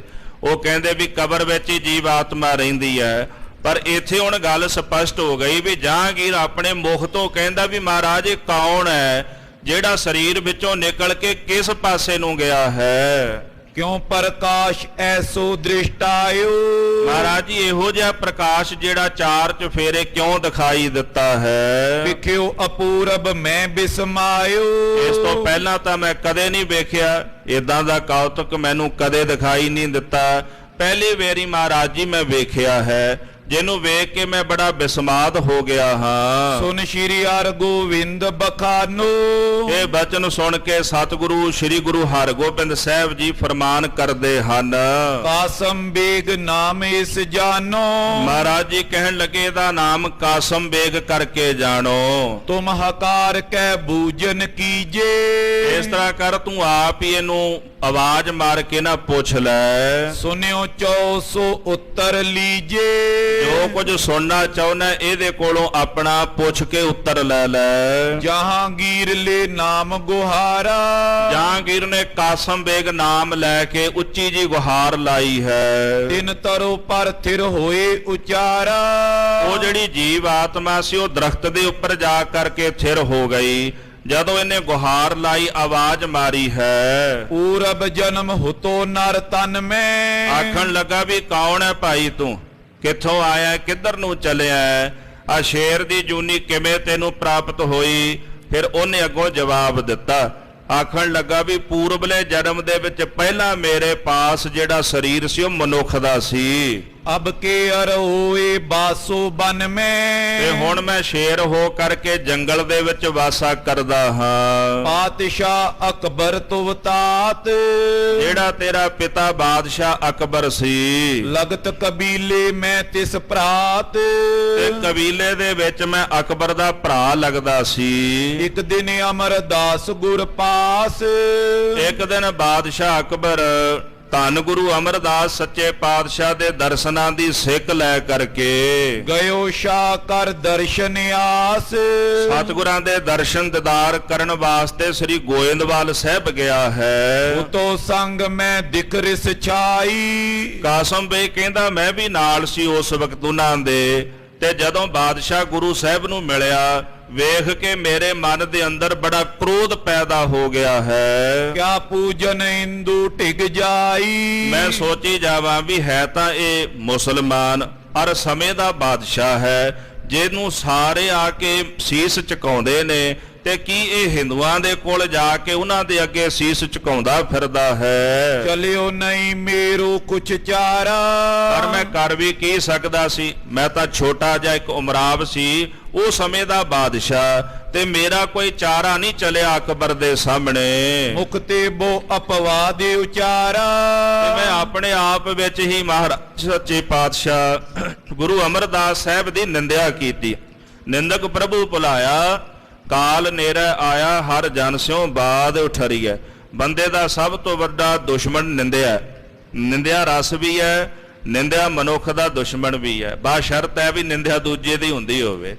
ਉਸਤਤ ਵੀ ਰਸ ਹੈ ਨਾ, ਉਸਤਤ ਬਾਸ਼ਰਤ ਹੈ ਵੀ ਮੇਰੀ ਹੁੰਦੀ ਹੋਵੇ। ਉਸਤਤ ਮੇਰੀ ਹੁੰਦੀ ਹੋਵੇ ਤੇ ਮੈਨੂੰ ਰਸ ਆਉਂਦਾ ਹੈ, ਨਿੰਦਿਆ ਦੂਜੇ ਦੀ ਹੁੰਦੀ ਹੋਵੇ ਤੇ ਮੈਨੂੰ ਤਾਂ ਵੀ ਰਸ ਆਉਂਦਾ ਹੈ। ਇਹ ਮਨੁੱਖ ਦਾ ਇੱਕ ਸੁਭਾਅ ਹੈ। ਦੂਸਰਾ ਪੱਖ ਇਹ ਹੈ ਵੀ ਜਿਸ ਦੇ ਨਾਲ ਈਰਖਾ ਹੋਵੇ ਬੰਦੇ ਦੀ, ਮਨੁੱਖ ਹਮੇਸ਼ਾ ਉਹਦੀ ਨਿੰਦਿਆ ਕਰਦਾ ਵੀ ਇਹਨੂੰ ਛੁਟਿਆ ਦਿਆ, ਕਿਸੇ ਨਾ ਕਿਸੇ ਤਰੀਕੇ ਦੇ ਨਾਲ ਇਹਨੂੰ ਛੋਟਾ ਬਣਾ ਦਿਆਂ, ਲੋਕ ਇਹਨੂੰ ਮਾੜਾ ਕਹਿਣ, ਇਹਨੂੰ ਬੁਰਾ ਕਹਿਣ। ਉਹ ਮਨ ਦੀ ਭਾਵਨਾ ਹੁੰਦੀ ਹੈ। ਪਰ ਸਤਿਗੁਰੂ ਗੁਰੂ ਗ੍ਰੰਥ ਸਾਹਿਬ ਜੀ ਮਹਾਰਾਜ ਸਾਨੂੰ ਸਮਝਾਉਂਦੇ ਨੇ ਕਿ ਨਿੰਦਕ ਨੂੰ ਪ੍ਰਭੂ ਨੇ ਭੁਲਾ ਦਿੱਤਾ, ਤਾਂ ਹੀ ਉਹ ਨਿੰਦਿਆ ਕਰ ਰਹੇ ਆ ਨਾ, ਭੁੱਲਿਆ ਹੋਇਆ। ਉਹਦਾ ਕਾਲ ਨੇੜੇ ਆ ਚੁੱਕਾ, ਉਹ ਹਰੀ ਦੇ ਪਿਆਰਿਆਂ ਦੇ ਨਾਲ ਇਸ ਤਰ੍ਹਾਂ ਬਾਦ ਉਠਾਉਂਦਾ ਹੈ। ਤਾਂ ਇਸ ਕਰਕੇ ਗੁਰਬਾਣੀ ਕਹਿੰਦੀ ਨਿੰਦਾ ਭਲੀ ਕਿਸੇ ਕੀ ਨਾਹੀ ਮਨਮੁਖ ਮੁਗਧ ਕਰਨ। ਨਿੰਦਿਆ ਕਰਨੀ ਕਿਸੇ ਦੀ ਵੀ ਚੰਗੀ ਨਹੀਂ, ਨਿੰਦਿਆ ਨਹੀਂ ਕਰਨੀ ਚਾਹੀਦੀ ਕਿਸੇ ਦੀ, ਕਿਸੇ ਦੇ ਔਗਣਾਂ ਨੂੰ ਨਹੀਂ ਚਿਤਾਰਨਾ ਚਾਹੀਦਾ। ਇਸ ਵਾਸਤੇ ਨਿੰਦਿਆ ਇੱਕ ਰਸ ਹੈ, ਨਿੰਦਿਆ ਮਨੁੱਖ ਦਾ ਸਭ ਤੋਂ ਵੱਡਾ ਦੁਸ਼ਮਣ ਹੈ। ਤਾਂ ਕਿਸੇ ਦੀ ਨਿੰਦਿਆ ਨਾ ਕਰੋ। ਨਿੰਦਿਆ ਸਾਧ ਸੰਗਤ ਜੀ ਕਾਸਮ ਬੇਗ ਨੇ ਗੁਰੂ ਅਮਰਦਾਸ ਸੱਚੇ ਪਾਤਸ਼ਾਹ ਜੀ ਦੀ ਕੀਤੀ। ਤੇ ਜਦੋਂ ਕੋਈ ਗੁਰੂ ਨਿੰਦਕ ਬਣ ਜਾਏ ਫਿਰ ਤਾਂ ਸਮਝ ਉਹਦਾ ਕਾਲ ਨੇੜੇ ਆ ਹੀ ਗਿਆ। ਔਰ ਨਿੰਦਿਆ ਕਰਨ ਵਾਲੇ ਮਨੁੱਖ ਦੇ ਜਿੰਨੇ ਵੀ ਸ਼ੁਭ ਗੁਣ ਪਾਪ ਨੇ ਉਹ ਤੁਰੰਤ ਨਸ਼ਟ ਹੋ ਜਾਂਦੇ ਨੇ, ਤੁਰੰਤ ਖਤਮ ਹੋ ਜਾਂਦੇ ਨੇ। ਜੀਵਨ ਵਿੱਚ ਕੁਝ ਔਗਣ ਇਦਾਂ ਦੇ ਹੁੰਦੇ ਨੇ ਜਿਨ੍ਹਾਂ ਕਰਕੇ ਮਨੁੱਖ ਦਾ ਜਪ ਤਪ ਬੜੀ ਛੇਤੀ ਖਤਮ ਹੁੰਦਾ ਹੈ। ਇਸ ਵਾਸਤੇ ਝੂਠ ਬੋਲਣਾ, ਨਿੰਦਿਆ ਕਰਨੀ, ਇਹੋ ਜੀਆਂ ਇਹ ਜੀਵਨ ਦੇ ਵਿੱਚ ਜਿਹੜੀਆਂ ਮਾੜੀਆਂ, ਇਹ ਸਾਡੀਆਂ ਮਾੜੇ ਜਿਹੜੇ ਔਗਣ ਨੇ, ਇਹਨਾਂ ਦਾ ਅਸੀਂ ਤਿਆਗ ਕਰਨਾ ਹੈ। ਤਾਂ ਕਾਸਮ ਬੇਗ ਨੇ ਮਹਾਰਾਜ ਸੱਚੇ ਪਾਤਸ਼ਾਹ ਜੀ ਦੀ ਬੜੀ ਨਿੰਦਿਆ ਕੀਤੀ ਹੈ। ਨਰਨ ਸੁਨਾਈ ਨਿੰਦ ਮੈਂ ਕਰੀ। ਨਾਲ ਦੇ ਜਿਹੜੇ ਸਾਥੀ ਸਨ ਉਹਨਾਂ ਨੂੰ ਸੁਣਾ ਕੇ ਮਹਾਰਾਜ ਜੀ ਦੀ ਨਿੰਦਿਆ ਕਰਦਾ ਹੈ। ਜਰੀ ਨਾ ਗੁਰ ਕੀਰਤ ਮਤ ਜਰੀ। ਮਹਾਰਾਜ ਗੁਰੂ ਅਮਰਦਾਸ ਸਾਹਿਬ ਜੀ ਦੀ ਕੀਰਤੀ ਉਹਦੇ ਪਾਸੋਂ ਜਰੀ ਨਾ ਗਈ, ਬਲਕਿ ਸਤਿਗੁਰਾਂ ਦੀ ਕੀਰਤੀ ਨਾਲ ਮਤ ਉਹਦੀ ਸੜ ਗਈ। ਜਿਵੇਂ ਮੀਂਹ ਪੈਂਦਾ ਹੈ ਤੇ ਜਿਹੜਾ ਜਵਾਹਾ ਹੁੰਦਾ ਉਹ ਸੜ ਕੇ ਰਾਖ ਹੋ ਜਾਂਦਾ ਹੈ, ਇਸੇ ਤਰ੍ਹਾਂ ਕੁਝ ਮਾਨਮੁਖ ਐਸੇ ਹੁੰਦੇ ਨੇ ਗੁਰੂ ਦੀ ਉਸਤਤ ਸੁਣ ਕੇ ਉਹਨਾਂ ਦੀ ਮਤ ਸੜ ਜਾਂਦੀ ਹੈ। ਨਿਸਮੈ ਡੇਰਾ ਗੋਇੰਦਵਾਲ। ਅਕਬਰ ਨੇ ਰਾਤ ਦੇ ਵਕਤ ਆਪਣਾ ਡੇਰਾ ਸ੍ਰੀ ਗੋਇੰਦਵਾਲ ਸਾਹਿਬ ਵਿਖੇ ਕੀਤਾ ਹੈ। ਉੱਠਿਓ ਅਚਾਨਕ ਸੂਲ ਵਿਸਾਲ। ਕਹਿੰਦਾ ਰਾਤ ਮੇਰਾ ਵੀ ਡੇਰਾ ਉੱਥੇ ਸੀ, ਆਰਾਮ ਕਰਦਾ ਸੀ। ਅੱਧੀ ਕੁ ਰਾਤ ਨੂੰ ਮੇਰੇ ਪੇਟ ਦੇ ਵਿੱਚ ਸੂਲ ਉੱਠਿਆ ਹੈ। ਖਾਨੇ ਵਿਖੇ ਮਾਸ ਰਹਿ ਕਾਚਾ। ਅਸਲ ਵਿੱਚ ਰਾਤ ਜਦੋਂ ਮੈਂ ਸੌਣ ਲੱਗਾ ਤੇ ਮਾਸ ਖਾ ਕੇ ਸੁੱਤਾ, ਤੇ ਜਿਹੜਾ ਮਾਸ ਮੈਂ ਖਾਦਾ ਸੀ ਉਹ ਕੱਚਾ ਮਾਸ ਸੀ। ਖਾਇਓ ਮੈਂ ਸੋ ਉਦਰ ਨੇ ਪਾਚਾ। ਕੱਚਾ ਮਾਸ ਖਾ ਕੇ ਮੈਂ ਸੌਂ ਗਿਆ, ਜਿਹੜਾ ਮੇਰੇ ਪੇਟ ਦੇ ਵਿੱਚ ਮੈਨੂੰ ਪਚਿਆ ਨਹੀਂ। ਗੁਰ ਅਰ ਮਾਸ ਚਿਤਵਨਾ ਚਿਤ ਮੈਂ। ਇੱਕ ਪਾਸੇ ਤਾਂ ਮੈਂ ਮਾਸ ਚਿਤਵਦਾ ਰਿਹਾ ਵੀ ਮੈਂ ਕੱਚਾ ਮਾਸ ਖਾ ਲਿਆ, ਵੀ ਉਹਦੇ ਕਰਕੇ ਪੇਟ ਵਿੱਚ ਸੂਲ ਉੱਠਦਾ ਹੈ, ਤੇ ਦੂਜੇ ਪਾਸੇ ਮੈਨੂੰ ਗੁਰੂ ਅਮਰਦਾਸ ਮਹਾਰਾਜ ਜੀ ਚੇਤੇ ਆਈ ਜਾਵਣ ਵੀ ਕਿੱਥੇ ਬਾਦਸ਼ਾਹ ਇਹਨਾਂ ਕੋਲ ਤੁਰਿਆ ਫਿਰਦਾ ਹੈ, ਵੀ ਆਪਣੇ ਮਤ ਨੂੰ ਉਹਨੇ ਤਿਆਗਿਆ ਤੇ ਇੱਥੇ ਆ ਕੇ ਮੱਥਾ ਟੇਕ ਰਹੇ ਹੈ। ਵੀ ਚਿਤਮਣੀ ਤਾਂ ਦੋਨੇ ਪਾਸੇ ਚੱਲ ਰਹੀ ਹੈ ਨਾ, ਇੱਕ ਪਾਸੇ ਵਾਸ਼ਨਾ ਹੈ ਤੇ ਦੂਜੇ ਪਾਸੇ ਨਿੰਦਿਆ ਵਾਲਾ ਪੱਖ ਹੈ। ਤੋ ਕਹਿੰਦਾ ਮੈਂ ਇੱਕ ਪਾਸੇ ਗੁਰੂ ਸਾਹਿਬ ਨੂੰ ਚੇਤੇ ਕਰਦਾ ਤੇ ਦੂਜੇ ਪਾਸੇ ਮੈਂ ਮਾਸ ਨੂੰ ਚੇਤੇ ਕਰਦਾ ਹਾਂ। ਦੁੱਖ ਤੇ ਓਤ ਭਇਓ ਤਬ ਮ੍ਰਿਤਿਉ ਮੈਂ। ਤੇ ਮੇਰਾ ਉਹ ਜਿਹੜਾ ਪੇਟ ਵਿੱਚ ਸੂਲ ਦਾ ਰੋਗ ਅਜਿਹਾ ਪੈਦਾ ਹੋਇਆ ਕਿ ਉਸ ਦਰਦ ਦੇ ਨਾਲ ਹੀ ਮੇਰੀ ਮ੍ਰਿਤਿਉ ਹੋ ਗਈ, ਮੌਤ ਹੋ ਗਈ ਹੈ। ਮਾਸ ਦੋਸ਼ ਤੇ ਧਰ ਤਨ ਸ਼ੇਰ। ਹੁਣ ਜਿਹੋ ਜੀ ਕੋਈ ਵਾਸ਼ਨਾ ਰੱਖਦਾ ਉਹਦਾਂ ਦੀ ਉਹਨੂੰ ਜੂਨ ਮਿਲਦੀ ਹੈ। ਭਾਈ ਗੁਰਦਾਸ ਸਾਹਿਬ ਜੀ ਕਹਿੰਦੇ ਜੁਗ ਜੁਗ ਮੇਰ ਸਰੀਰ ਕਾ ਵਾਸ਼ਨਾ ਬੱਧਾ ਆਵੈ ਜਾਏ। ਵਾਸ਼ਨਾ ਦਾ ਬੱਧਿਆ ਹੋਇਆ ਜਿਹੜਾ ਮਨੁੱਖ ਹੈ ਇਹ ਆਉਂਦਾ ਜਾਂਦਾ, ਜਨਮਦਾ ਮਰਦਾ। ਜਿਹੋ ਜੀ ਵਾਸ਼ਨਾ ਹੁੰਦੀ ਹੈ ਉਹੋ ਜਿਹਾ ਸਰੀਰ ਜਿਹੜਾ ਜੀਵ ਆਤਮਾ ਧਾਰਨ ਕਰ ਲੈਂਦਾ। ਕਹਿੰਦਾ ਮਾਸ ਨੂੰ ਚਿਤਵ ਰਹਿਆ ਸੀ ਤੇ ਉਹਦਾ ਦੋਸ਼ ਕੀ ਪ੍ਰਾਪਤ ਹੋਇਆ ਵੀ ਮੈਨੂੰ ਸ਼ੇਰ ਦੀ ਜੂਨੀ ਮਿਲੀ, ਕਿਉਂਕਿ ਸ਼ੇਰ ਮਾਸ ਖਾਂਦਾ ਹੈ, ਮਾਸ ਖਾ ਕੇ ਆਪਣਾ ਪੇਟ ਭਰਦਾ ਹੈ। ਇਸ ਤਰ੍ਹਾਂ ਮੈਨੂੰ ਸ਼ੇਰ ਦੀ ਜੂਨ ਮਾਸ ਦੇ ਚਿਤਵਣ ਦੇ ਦੋਸ਼ ਕਰਕੇ ਮਿਲੀ ਹੈ। ਗੁਰ ਚਿਤਵਤ ਫਲ ਲਿਓ ਕਨੇਰ। ਤੇ ਦੂਜੇ ਪਾਸੇ ਮੈਂ ਗੁਰੂ ਅਮਰਦਾਸ ਮਹਾਰਾਜ ਨੂੰ ਚਿਤਵਦਾ ਰਿਹਾ, ਭਾਵੇਂ ਨਿੰਦਿਆ ਹੀ ਸੋਚਦਾ ਰਿਹਾ, ਮਾੜਾ ਹੀ ਸੋਚਦਾ ਪਿਆ ਸੀ, ਪਰ ਚਿਤਵਤਾ ਗੁਰੂ ਅਮਰਦਾਸ ਸਾਹਿਬ ਜੀ ਮਹਾਰਾਜ ਨੂੰ ਰਿਹਾ ਸੀ। ਕਹਿੰਦਾ ਜਿਹੜਾ ਮੈਂ ਗੁਰੂ ਅਮਰਦਾਸ ਸਾਹਿਬ ਜੀ ਨੂੰ ਅੰਤਕਾਲ ਚੇਤੇ ਕੀਤਾ ਹੈ, ਆਪ ਆਨ ਕਰ ਮੁਝ ਕੋ ਮਾਰਾ। ਇੱਥੇ ਆਪ ਆ ਕੇ ਸਤਿਗੁਰੂ ਸੱਚੇ ਪਾਤਸ਼ਾਹ ਨੇ ਹੁਣ ਮੈਨੂੰ ਮਾਰਿਆ। ਯਾਨੀ ਕਿ ਉਹ ਜਿਹੜਾ ਚਿੰਤਨ ਮੈਂ ਮਹਾਰਾਜ ਦਾ ਕੀਤਾ ਸੀ ਨਾ, ਉਹਦਾ ਫਲ ਮੈਨੂੰ ਆ ਮਿਲਿਆ ਹੈ ਕਿ ਗੁਰੂ ਅਮਰਦਾਸ ਸਾਹਿਬ ਜੀ ਨੇ 6ਵੇਂ ਜਾਮੇ ਵਿੱਚ ਆਪ ਇੱਥੇ ਆ ਕੇ ਮੇਰਾ ਸ਼ਿਕਾਰ ਕੀਤਾ ਹੈ। ਭਵ ਸਾਗਰ ਤੇ ਕੀਨੇ ਉਦਾਰਾ। ਕਿਰਪਾ ਕਰਕੇ ਮਹਾਰਾਜ ਨੇ ਮੈਨੂੰ ਭਵ ਸਾਗਰ ਤੋਂ ਤਾਰ ਦਿੱਤਾ। ਕੈਸੇ ਦਇਆਵਾਨ ਨੇ, ਰਹਿਮਤਾਂ ਦੇ ਘਰ ਨੇ ਮੇਰੇ ਪਾਤਸ਼ਾਹ। ਇੱਕ ਮਨੁੱਖ ਜਿਹੜਾ ਨਿੰਦਿਆ ਕਰ ਰਿਹਾ ਸੀ, ਅੰਤਕਾਰ ਮਹਾਰਾਜ ਨੂੰ ਚਿਤਵ ਰਿਹਾ ਹੈ, ਤੇ ਅਗਲੇ ਜੂਨ ਦੇ ਵਿੱਚ ਪਾਤਸ਼ਾਹ ਉਹਦੀ ਵੀ ਕਲਿਆਣਤਾ ਕਰ ਰਹੇ ਨੇ, ਉਹਦਾ ਵੀ ਭਲਾ ਕਰ ਰਹੇ ਨੇ। ਇਸ ਕਰਕੇ ਗੁਰਬਾਣੀ ਕਹਿੰਦੀ ਨਾਰਾਇਣ ਨਰਪਤ ਨਮਸਕਾਰੈ, ਐਸੇ ਗੁਰ ਕੋ ਬਲ ਬਲ ਜਾਈਐ, ਆਪ ਮੁਕਤ ਮੋਹਿ ਤਾਰੈ। ਜਿਸ ਨੂੰ ਸਾਰੇ ਨਮਸਕਾਰਾਂ ਕਰਦੇ ਨੇ ਹੱਥ ਜੋੜ ਜੋੜ ਕੇ, ਜਿਸ ਦੇ ਚਰਨਾਂ ਵਿੱਚ ਸਾਰਾ ਸੰਸਾਰ ਕਰੋੜਾਂ ਬ੍ਰਹਿਮੰਡ ਝੁਕ ਝੁਕ ਕੇ ਸਜਦਾ ਕਰਦੇ ਨੇ, ਐਸੇ ਮੇਰੇ ਪਾਤਸ਼ਾਹ ਆਪ ਮੁਕਤ ਨੇ ਤੇ ਮੇਰੇ ਜਿਹਾਂ ਨੂੰ ਵੀ ਭਵ ਸਾਗਰ ਤੋਂ ਤਾਰਨ ਵਾਲੇ ਨੇ। ਮੈਂ ਮੂਰਖ ਕੀ ਕੇਤਕ ਬਾਤ ਹੈ, ਕੋਟ ਪਰਾਧੀ ਤਰਿਆ ਰੇ। ਗੁਰ ਨਾਨਕ ਜਿਨ ਸੁਣਿਆ ਪੇਖਿਆ, ਸੇ ਫਿਰ ਗਰਬਾਸ ਨਾ ਪਰਿਆ ਰੇ। ਐਸੇ ਦਇਆਨਿਧ ਸੁਆਮੀ ਗੁਰੂ ਹਰਗੋਬਿੰਦ ਸਾਹਿਬ ਨੇ ਮੇਰੇ ਤੇ ਰਹਿਮਤ ਕੀਤੀ। ਕਾਸਮ ਬੇਗ ਕਹਿੰਦਾ ਆਪਣੇ ਹੱਥੀਂ ਸ਼ਿਕਾਰ ਕਰਕੇ ਮੈਨੂੰ ਪਾਤਸ਼ਾਹ ਨੇ ਭਵ ਸਾਗਰ ਤੋਂ ਤਾਰ ਦਿੱਤਾ, ਮੇਰੀ ਵੀ ਕਲਿਆਣਤਾ ਕਰ ਦਿੱਤੀ ਹੈ। ਤੂੰ ਵੱਡ ਭਾਗ ਦਰਸ ਕੋ ਪਾਵਤ। ਕਾਸਮ ਬੇਗ ਕਹਿਣ ਲੱਗਾ ਜਹਾਂਗੀਰ ਤੇਰੇ ਬੜੇ ਵੱਡੇ ਭਾਗ ਨੇ, ਤੂੰ ਮਹਾਰਾਜ ਗੁਰੂ ਹਰਗੋਬਿੰਦ ਸਾਹਿਬ ਦੇ ਦੀਦਾਰ ਪ੍ਰਾਪਤ ਕਰ ਰਿਹਾ ਹੈ। ਧਿਆਨ ਜੋਗੀਸ਼ਨ ਕੇ ਜੋ ਭਾਵਤ, ਜਿਹੜੇ ਸਤਿਗੁਰ ਜੀ ਜੋਗੀਆਂ ਦੇ ਧਿਆਨ ਵਿੱਚ ਉਹਨਾਂ ਨੂੰ ਭਾਵਦੇ ਨੇ, ਜੋਗੀ ਲੋਕ ਵੀ ਇਹਨਾਂ ਦਾ ਧਿਆਨ ਧਾਰਨ ਕਰਦੇ, ਇਹਨਾਂ ਦਾ ਚਿੰਤਨ ਕਰਦੇ ਨੇ, ਕਹਿੰਦੇ ਧਿਆਨ ਲਾਉਂਦੇ ਪਰ ਉਹਨਾਂ ਦੇ ਧਿਆਨ ਵਿੱਚ ਮਹਾਰਾਜ ਨਹੀਂ ਆਉਂਦੇ। ਤੇਰੇ ਕਿੰਨੇ ਵੱਡੇ ਭਾਗ ਨੇ, ਇਹਨਾਂ ਦੇ ਪ੍ਰਤੱਖ ਦੀਦਾਰ ਤੈਨੂੰ ਪ੍ਰਾਪਤ ਹੋ ਰਹੇ ਹਨ। ਇਮ ਕੈ ਸੁਰਗ ਵਿਖੇ ਚੱਲ ਗਇਓ, ਇਤਨੇ ਬਚਨ ਕਹਿ ਕਰਕੇ ਉਹ ਜੀਵ ਆਤਮਾ ਬੈਕੁੰਠ ਨੂੰ ਚਲੀ ਗਈ। ਸੁਨਤ ਸ਼ਾ ਮਨ ਮੈਂ ਬਿਸਮਇਓ, ਇਸ ਤਰ੍ਹਾਂ ਸੁਣ ਕਰਕੇ ਬਾਦਸ਼ਾਹ ਜਹਾਂਗੀਰ ਆਪਣੇ ਮਨ ਵਿੱਚ ਬੜਾ ਬਿਸਮਾਦ ਹੋਇਆ ਹੈ। ਰੂਪ ਆਕਾਰ ਨ ਦੇਖਤ ਭਇਓ, ਨਾ ਤਾਂ ਕੋਈ ਰੂਪ ਉਹਨੂੰ ਦਿਖਾਈ ਦਿੱਤਾ, ਨਾ ਕੋਈ ਆਕਾਰ ਉਹਨੂੰ ਦਿਖਾਈ ਦਿੱਤਾ ਹੈ। ਜਨ ਤਰੁ ਬੋਲਤ ਇਮ ਸੁਨ ਲਇਓ, ਬਸ ਇੰਨਾ ਕੁ ਵੇਖਿਆ ਵੀ ਪ੍ਰਕਾਸ਼ ਹੀ ਪ੍ਰਕਾਸ਼ ਹੈ, ਚਾਨਣਾ ਹੀ ਚਾਨਣਾ ਉਹਨੂੰ ਦਿਖਾਈ ਦਿੱਤਾ ਹੈ। ਇਸ ਤੋਂ ਇਲਾਵਾ ਕੋਈ ਰੂਪ ਰੰਗ ਆਕਾਰ ਉਹਨੂੰ ਕੋਈ ਨਹੀਂ ਦਿਖਾਈ ਦਿੱਤਾ। ਤੇ ਜਿਸ ਦਰਖਤ ਤੋਂ ਆਵਾਜ਼ ਆ ਰਹੀ ਸੀ ਨਾ, ਤੇ ਜਹਾਂਗੀਰ ਨੂੰ ਏਦਾਂ ਲੱਗਿਆ ਵੀ ਜਿਵੇਂ ਕੋਈ ਦਰਖਤ ਹੀ ਬੋਲਦਾ ਹੋਵੇ। ਸਤਿਗੁਰ ਕੀ ਮਹਿਮਾ ਵੱਡ ਜਾਨੀ, ਇਸ ਤਰ੍ਹਾਂ ਮਹਾਰਾਜ ਗੁਰੂ ਹਰਗੋਬਿੰਦ ਸਾਹਿਬ ਦੀ ਵੱਡੀ ਭਾਰੀ ਮਹਿਮਾ ਨੂੰ ਜਹਾਂਗੀਰ ਨੇ ਮਨ ਵਿੱਚ ਜਾਣ ਲਿਆ। ਬਲੀ ਵੀਰ ਅਤ ਕੀਰਤ ਠਾਨੀ, ਸਤਿਗੁਰੂ ਮਹਾਰਾਜ ਜਿਹੜੇ ਬਲੀ ਵੀਰ ਮਹਾਬਲੀ ਯੋਧੇ ਨੇ, ਜਹਾਂਗੀਰ ਨੇ ਉਹਨਾਂ ਦੀ ਬੜੀ ਕੀਰਤੀ ਵਡਿਆਈ ਕੀਤੀ ਹੈ। ਕਰਾਮਾਤ ਸਾਹਿਬ ਗੁਰ ਗਾਦੀ, ਇਹ ਸਤਿਗੁਰ ਜੀ ਆਪ ਜੀ ਦੀ ਪਾਵਨ ਗੱਦੀ ਜਿਹੜੀ ਹੈ ਨਾ, ਇਹ ਦਾਤਾਂ ਵੰਡਣ ਵਾਲੀ ਕਰਾਮਾਤੀ ਹੈ, ਸਭ ਤੋਂ ਮਹਾਨ ਹੈ।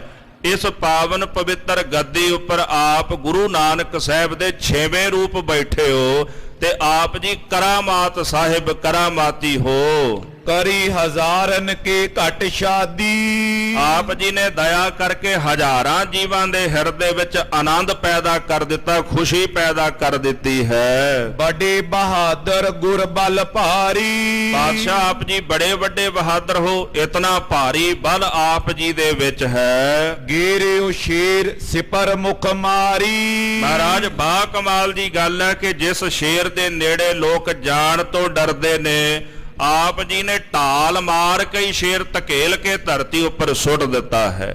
ਇਤਨਾ ਬਾਹੂਬਲ। ਅੱਜ ਕੱਲ ਤਾਂ ਲੋਕ ਕਹਿੰਦੇ ਨਾ ਵੀ ਸਾਨੂੰ ਤਾਂ ਜੀ ਜ਼ੀਰੋ ਫਿਕਰ ਚਾਹੀਦਾ, ਇਹ ਕਿਤੇ ਸ਼ੇਰਾਂ ਦਾ ਸ਼ਿਕਾਰ ਕਰ ਲੈਣਗੇ ਜ਼ੀਰੋ ਫਿਕਰ ਵਾਲੇ। ਹੋ ਸਕਦਾ ਸ਼ਿਕਾਰ ਜਿਨ੍ਹਾਂ ਦਾ ਸ਼ੇਰਾਂ ਦਾ ਸ਼ਿਕਾਰ ਇਹਨਾਂ ਕੋਲ। ਆ ਬੀਬੀ ਅਮਰ ਕੌਰ ਜਦੋਂ ਸਾਧ ਸੰਗਤ ਜੀ ਅਬਦਾਲੀ ਬੀਬੀਆਂ ਨੂੰ ਬੰਨ੍ਹ ਕੇ ਜਾ ਰਿਹਾ ਸੀ ਨਾ, ਤੇ ਬੀਬੀ ਅਮਰ ਕੌਰ ਤਿਆਰ ਹੋ ਗਈ ਸ਼ਸਤਰ ਲੈ ਕੇ, ਤੇ ਜਿਹੜੀਆਂ ਮਰਹਟਣਾ ਸਨ ਜਿਨ੍ਹਾਂ ਨੂੰ ਉਹਨੇ ਕਾਬੂ ਕੀਤਾ ਸੀ, ਤੇ ਜਿੱਥੇ ਕਾਬੂ ਕੀਤਾ ਬੀਬੀ ਅਮਰ ਕੌਰ ਉੱਥੇ ਚਲੀ ਗਈ। ਜਾ ਕੇ ਕਹਿਣ ਲੱਗੀ ਵੀ ਲੜ ਨਹੀਂ ਸਕਦੀਆਂ ਤੁਸੀਂ, ਬਾਹਰ ਨਿਕਲ ਕੇ। ਉਹ ਡਰਦੀਆਂ ਜੀਆਂ ਕਹਿਣ ਲੱਗੀਆਂ ਵੀ ਕਿਵੇਂ ਲੜੀਓ, ਤਾਂ ਬੜੇ ਨੇ। ਬੀਬੀ ਅਮਰ ਕੌਰ ਕਹਿਣ ਲੱਗੀ ਵੀ ਜੇ ਇੰਨਾ ਹੀ ਭੈ ਹੈ ਨਾ, ਵਿਕਣ ਨਾਲੋਂ ਮਰਨਾ ਤਾਂ ਚੰਗਾ ਹੈ ਨਾ। ਇਥੋਂ ਲੈ ਕੇ ਜਾ ਕੇ ਮੰਡੀ ਵਿੱਚ ਵੇਚਣਗੇ, ਤੇ ਉਹਦੇ ਨਾਲੋਂ ਚੰਗਾ ਇਹੀ ਹੈ ਨਾ ਵੀ ਬਾਹਰ ਲੜ ਕੇ ਮਰ ਜਾਓ, ਆਪਣੀ ਬਹਾਦਰੀ ਵਿਖਾਓ। ਪਰ ਉਹ ਬਹਾਦਰੀ ਜਿਹੜੀ ਗੁੜਤੀ ਵਿੱਚ ਮਿਲਦੀ ਹੈ, ਤੇ ਉਹ ਗੁੜਤੀ ਖਾਲਸੇ ਨੂੰ ਅੰਮ੍ਰਿਤ ਵਿੱਚੋਂ ਪ੍ਰਾਪਤ ਹੁੰਦੀ ਹੈ। ਇਹ ਬਹਾਦਰੀ ਐਵੇਂ ਨਹੀਂ ਮਿਲਦੀ। ਇੱਕ ਬੜਾ ਸੁੰਦਰ ਪ੍ਰਸੰਗ ਹੈ ਜੀ, ਮੈਨੂੰ ਮਨ ਨੂੰ ਬੜਾ ਭਾਵਦਾ ਹੈ। ਜਦੋਂ ਬਹਾਦਰ ਸ਼ਾਹ ਤਖਤ ਤੇ ਬੈਠਾ ਸੀ ਨਾ, ਤੇ ਸਰ ਬੁਲੰਦ ਖਾਂ ਜਿਹੜਾ ਸੀ ਉਹ ਚਾਹੁੰਦਾ ਸੀ, ਉਹਦੇ ਨਾਲ ਦੇ ਸਾਥੀ ਜਿਹੜੇ ਸਨ ਬਹਾਦਰ ਸ਼ਾਹ ਦੇ, ਜਦੋਂ ਗੁਰੂ ਸਾਹਿਬ ਦਾ ਸ਼ਰਧਾਲੂ ਬਣ ਗਿਆ, ਉਹਨਾਂ ਨੂੰ ਚੰਗਾ ਨਹੀਂ ਸੀ ਲੱਗਦਾ। ਉਹ ਚਾਹੁੰਦੇ ਸਨ ਵੀ ਕਿਸੇ ਨਾ ਕਿਸੇ ਤਰੀਕੇ ਨਾਲ ਬਾਦਸ਼ਾਹ ਦੇ ਮਨ ਵਿੱਚ ਗੱਲ ਪਾ ਦਈਏ ਤੇ ਉਹ ਗੁਰੂ ਸਾਹਿਬ ਦਾ ਵਿਰੋਧੀ ਹੋ ਜਾਏ, ਪਰ ਐਸਾ ਹੋ ਨਾ ਸਕਿਆ। ਇੱਕ ਦਿਨ ਨਾ ਸੁਣਿਆ ਵੀ ਇੱਥੇ ਨੇੜੇ ਇੱਕ ਸ਼ੇਰ ਰਹਿੰਦਾ ਹੈ, ਤੇ ਸਰ ਬੁਲੰਦ ਖਾਂ ਨੇ ਆ ਕੇ ਬਾਦਸ਼ਾਹ ਨੂੰ ਆਖਿਆ ਵੀ ਗੁਰੂ ਸਾਹਿਬ ਨੂੰ ਆਖੋ ਵੀ ਸ਼ੇਰ ਦਾ ਸ਼ਿਕਾਰ ਹੀ ਕਰ ਦੇਣ। ਉਹਨੇ ਤਾਂ ਸੋਚਿਆ ਵੀ ਸ਼ੇਰ ਇਹਨਾਂ ਨੂੰ ਮਾਰ ਦੇਗਾ, ਵੀ ਖੰਖਾਰੂ ਹੈ। ਤੇ ਬਾਦਸ਼ਾਹ ਕਹਿਣ ਲੱਗਾ ਵੀ ਗੁਰੂ ਸਾਹਿਬ ਨੇ ਸ਼ੇਰਾਂ ਦਾ ਸ਼ਿਕਾਰ ਕੀਤਾ, ਵੀ ਜਦੋਂ ਆਉਣਗੇ ਫਿਰ ਮੈਂ ਕਹਾਂਗਾ। ਜਦੋਂ ਮਹਾਰਾਜ ਜੀ ਆਏ ਬਹਾਦਰ ਸ਼ਾਹ ਨੂੰ ਮਿਲਣ ਵਾਸਤੇ, ਤੇ ਬਹਾਦਰ ਸ਼ਾਹ ਨੇ ਬੇਨਤੀ ਕੀਤੀ, ਮਹਾਰਾਜ ਜੀ ਇੱਕ ਸ਼ੇਰ ਇੱਥੋਂ ਕੁਝ ਦੂਰ ਖੰਖਾਰੂ ਹੈ, ਬੰਦੇ ਮਾਰਦਾ, ਆਦਮਖੋਰ ਹੋ ਚੁੱਕਾ ਹੈ, ਤੇ ਕਿਰਪਾ ਕਰੋ ਉਹਦਾ ਸ਼ਿਕਾਰ ਤੁਸੀਂ ਕਰੋ, ਬੜੇ ਤੁਸੀਂ ਸ਼ਿਕਾਰ ਕੀਤੇ ਨੇ ਪਹਿਲਾਂ। ਮਹਾਰਾਜ ਜੀ ਕਹਿੰਦੇ ਕੱਲ ਸਵੇਰੇ ਚੱਲਾਂਗੇ। ਸਵੇਰ ਹੁੰਦਿਆਂ ਸਾਰ ਜਦੋਂ ਚੱਲਣ ਲੱਗੇ, ਤੇ ਬਹਾਦਰ ਸ਼ਾਹ ਕਹਿੰਦਾ ਮਹਾਰਾਜ ਜੀ ਸ਼ਿਕਾਰ ਕਰੋਗੇ? ਮਹਾਰਾਜ ਜੀ ਕਹਿੰਦੇ ਹਾਂ ਜਾ ਕੇ ਸ਼ੇਰ ਦਾ ਸ਼ਿਕਾਰ ਕਰਾਂਗੇ। ਇੱਕ ਸਿੱਖ ਸੀ ਭਾਈ ਰੋਸ਼ਨ ਸਿੰਘ, ਕਹਿੰਦਾ ਮਹਾਰਾਜ ਜੀ ਸਿੱਖਦੇ ਹੁੰਦਿਆਂ ਗੁਰੂ ਸ਼ਿਕਾਰ ਕਿਉਂ ਕਰੇ, ਮੈਂ ਹੈ ਨਾ ਸ਼ਿਕਾਰ ਕਰਨ ਵਾਸਤੇ, ਮੈਨੂੰ ਆਗਿਆ ਦਿਓ। ਉਹ ਜਿਹੜਾ ਸਰ ਬੁਲੰਦ ਖਾਂ ਸੀ ਉਹ ਸੋਚਣ ਲੱਗਾ ਵੀ ਮੈਂ ਫੌਜ ਦਾ ਸੈਨਾਪਤੀ ਤੇ ਸ਼ਿਕਾਰ ਤਾਂ ਮੈਨੂੰ ਕਰਨਾ ਚਾਹੀਦਾ, ਜੇ ਗੁਰੂ ਨੇ ਸਿੱਖ ਨੂੰ ਆਗਿਆ ਦੇ ਦਿੱਤੀ ਮੇਰੀ ਕੀ ਰਹਿ ਜਾਣੀ ਹੈ। ਉਹ ਬਹਾਦਰ ਸ਼ਾਹ ਨੂੰ ਕਹਿੰਦਾ ਜੀ ਮੈਂ ਸ਼ਿਕਾਰ ਕਰਾਂਗਾ। ਤੇ ਜਦੋਂ ਝੱਲਾਂ ਦੇ ਕੋਲ ਪਹੁੰਚੇ ਸ਼ੇਰ ਦਹਾੜ ਮਾਰ ਕੇ ਬਾਹਰ ਨਿਕਲਿਆ, ਸਰ ਬੁਲੰਦ ਖਾਂ ਅੱਗੇ ਵਧਿਆ, ਫੌਜਾਂ ਨੂੰ ਨਾਲ ਲੈ ਕੇ ਬਥੇਰੀਆਂ ਬੰਦੂਕਾਂ ਚਲਾਈਆਂ, ਉਹਨਾਂ ਨੇ ਅੱਗੇ ਵੱਧ ਕੇ ਜਦੋਂ ਸ਼ਿਕਾਰ ਕਰਨ ਲੱਗਾ ਤੇ ਸ਼ੇਰ ਨੇ ਇੱਕੋ ਹੀ ਝਪਟਾ ਮਾਰਿਆ, ਸਰ ਬੁਲੰਦ ਖਾਂ ਦੇ 2 ਟੋਟੇ ਕਰ ਦਿੱਤੇ। ਬਹਾਦਰ ਸ਼ਾਹ ਸੋਚੀ ਪੈ ਗਿਆ ਵੀ ਇਹਦਾ ਹੁਣ ਸ਼ਿਕਾਰ ਕੌਣ ਕਰੇਗਾ। ਫਿਰ ਕਹਿੰਦਾ ਪਾਤਸ਼ਾਹ ਤੁਸੀਂ ਸ਼ਿਕਾਰ ਕਰੋ। ਮਹਾਰਾਜ ਜੀ ਜਦੋਂ ਚੱਲਣ ਲੱਗੇ ਭਾਈ ਰੋਸ਼ਨ ਸਿੰਘ ਫਿਰ ਮੂਹਰੇ ਖਲੋ ਗਿਆ, ਮਹਾਰਾਜ ਸਿੱਖਦੇ ਹੁੰਦਿਆਂ ਗੁਰੂ ਸ਼ਿਕਾਰ ਕਿਉਂ ਕਰੇ। ਪਾਤਸ਼ਾਹ ਕਹਿੰਦੇ ਚੱਲ ਤੂੰ ਸ਼ਿਕਾਰ ਕਰ ਲੈ, ਵੀ ਸਾਡੀ ਤੇਗ ਲੈ ਜਾ, ਵੀ ਤੇਰੀ ਤੇਗ ਛੋਟੀ ਹੈ, ਵੀ ਇਹਦੇ ਨਾਲ ਸ਼ੇਰ ਦਾ ਸ਼ਿਕਾਰ ਨਹੀਂ ਹੋਣਾ। ਕਹਿੰਦੇ ਪਾਤਸ਼ਾਹ ਨਹੀਂ, ਜੇ ਤੁਹਾਡੀ ਤੇਗ ਲੈ ਗਿਆ ਕੱਲ ਨੂੰ ਕਿਤੇ ਮੁਗਲ ਕਹਿ ਨਾ ਦੇਣ ਵੀ ਗੁਰੂ ਦੀ ਤੇਗ ਕਰਾਮਾਤੀ ਹੈ ਤਾਂ ਇਹਨੇ ਸ਼ਿਕਾਰ ਕਰ ਲਿਆ। ਮਹਾਰਾਜ ਕਹਿੰਦੇ ਫਿਰ ਸ਼ਿਕਾਰ ਕਰੇਗਾ ਕਾਹਦੇ ਨਾਲ। ਕਹਿੰਦੇ ਜੀ ਸੋਟੇ ਨਾਲ। ਸੋਟਾ ਸੀ ਹੱਥ ਦੇ ਵਿੱਚ। ਗੁਰੂ ਸਾਹਿਬ ਕਹਿੰਦੇ ਵੀ ਸੋਟੇ ਨਾਲ ਸ਼ੇਰ ਦਾ ਸ਼ਿਕਾਰ ਨਹੀਂ ਹੁੰਦਾ ਰੋਸ਼ਨ ਸਿਆਂ। ਕਹਿੰਦੇ ਪਾਤਸ਼ਾਹ ਥਾਪੜਾ ਦੇ ਦਿਓ ਫਿਰ ਆਪੇ ਹੀ ਹੋ ਜਾਏਗਾ, ਤੁਹਾਡੀ ਕਿਰਪਾ ਦੇ ਨਾਲ ਹੀ ਇਹ ਸਾਰਾ ਕੁਝ ਵਰਤਣਾ। ਮਹਾਰਾਜ ਕੋਲੋਂ ਲੈ ਕੇ ਥਾਪੜਾ ਤੇ ਭਾਈ ਰੋਸ਼ਨ ਸਿੰਘ ਅੱਗੇ ਜਾ ਵਧਿਆ, ਸ਼ੇਰ ਦੇ ਨਾਲ ਫਿਰ ਗੁੱਥਮ ਗੁੱਥੀ ਹੋ ਗਿਆ, ਦੋਨੇ ਜਾਣੇ ਲਹੂ ਲੁਹਾਨ। ਮੌਕਾ ਮਿਲਦਿਆਂ ਭਾਈ ਰੋਸ਼ਨ ਸਿੰਘ ਨੇ ਜ਼ੋਰ ਨਾਲ ਸੋਟਾ ਸ਼ੇਰ ਦੇ ਸਿਰ ਦੇ ਵਿੱਚ ਮਾਰਿਆ ਤੇ ਇੱਕੋ ਸੋਟੇ ਦੇ ਵਾਰ ਦੇ ਨਾਲ ਸ਼ੇਰ ਪਾਰ ਬੁਲਾ ਦਿੱਤਾ ਉਹਨੇ। ਸਤਿ ਸ੍ਰੀ ਅਕਾਲ। ਤੇ ਆਪਣਾ ਕਮਰ ਕਸਾ ਖੋਲ ਕੇ ਨਾ ਸ਼ੇਰ ਦੀਆਂ ਲੱਤਾਂ ਨੂੰ ਪਾ ਕੇ ਬੰਨ ਕੇ ਤੇ ਧਰੀਂ ਕੇ ਲਿਆ ਕੇ ਬਹਾਦਰ ਸ਼ਾਹ ਦੇ ਪੈਰਾਂ 'ਚ ਸੁੱਟ ਦਿੱਤਾ ਵੀ ਲੈ ਆਪਣਾ ਸ਼ੇਰ। ਉਹ ਇੰਨਾ ਹੈਰਾਨ ਹੋਇਆ ਵੀ ਇੱਥੇ ਤਾਂ ਸਰ ਬੁਲੰਦ ਖਾਂ ਵਰਗੇ ਗੋਲੀਆਂ ਨਾਲ, ਤੀਰਾਂ ਨਾਲ, ਤੋਪਖਾਨਾ ਜਿਨ੍ਹਾਂ ਕੋਲ ਉਹ ਸ਼ਿਕਾਰ ਨਹੀਂ ਕਰ ਸਕੇ, ਸੋਟੇ ਨਾਲ ਮਾਰ ਦਿੱਤਾ ਇਹਨੇ। ਉਹਨੇ ਨਾ ਜੀ ਗਲ ਦੇ ਵਿੱਚ ਸੁਨਹਿਰੀ ਮੋਤੀਆਂ ਦੀ ਮਾਲਾ ਲਾਈ ਨਾ, ਜਦੋਂ ਰੋਸ਼ਨ ਸਿੰਘ ਦੀ ਝੋਲੀ 'ਚ ਪਾਣ ਲੱਗਾ ਤੇ ਉਹ ਪਿਛਾਂਹ ਹੋ ਗਿਆ।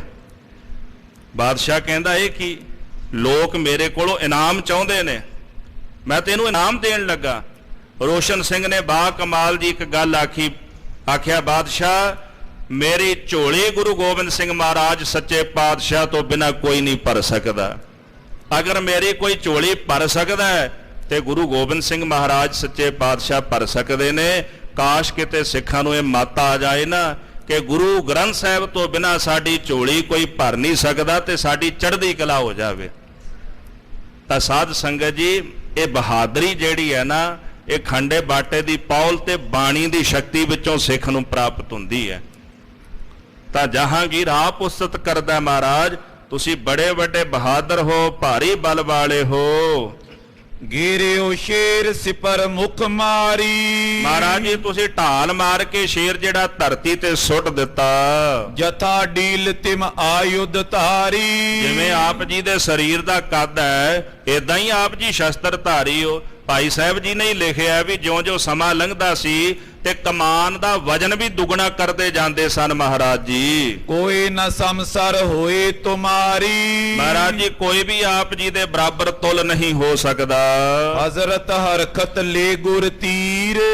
ਇਸ ਤਰ੍ਹਾਂ ਮਹਾਰਾਜ ਸੱਚੇ ਪਾਤਸ਼ਾਹ ਦੇ ਕੋਲੋਂ ਪ੍ਰਸੰਨ ਹੋ ਕਰਕੇ ਸਨੇ ਸਨੇ ਹਟ ਗਮਨੇ ਤੀਰ। ਯਮੁਨਾ ਦੇ ਕੰਢੇ ਤੁਰਦੇ ਤੁਰਦੇ ਬਾਦਸ਼ਾਹ ਜਹਾਂਗੀਰ ਤੇ ਗੁਰੂ ਹਰਗੋਬਿੰਦ ਸਾਹਿਬ ਜੀ ਵਾਪਸ ਚੱਲ ਪਏ। ਰੂਪ ਬਿਲੋਕਤ ਸੋ ਜਸ ਬਖਾਨਤ। ਗੁਰੂ ਮਹਾਰਾਜ ਜੀ ਦਾ ਰੂਪ ਵੇਖ ਕਰਕੇ ਬੜੀ ਉਸਤਤੀ ਕਰਦਾ ਹੈ। ਗੁਰ ਬੋਲਤ ਸੁਨ ਪੁਨ ਸਨਮਾਨਤ। ਜਦੋਂ ਪਾਤਸ਼ਾਹ ਬੋਲਦੇ ਕੋਈ ਬਚਨ ਕਹਿੰਦੇ ਨੇ ਤੇ ਬੜਾ ਕੋ ਸਨਮਾਨ ਆਦਰ ਕਰਦਾ ਹੈ। ਉਰ ਕੇ ਨਿਕਟ ਗਏ ਜੈ ਸਮੋ। ਇਸ ਤਰ੍ਹਾਂ ਜਿਸ ਵਕਤ ਨਗਰ ਦੇ ਕੋਲ ਜਾ ਪਹੁੰਚੇ ਸ਼ਾਹ ਬੰਦ ਕਰ ਕੀਨੀ ਨਮੋ।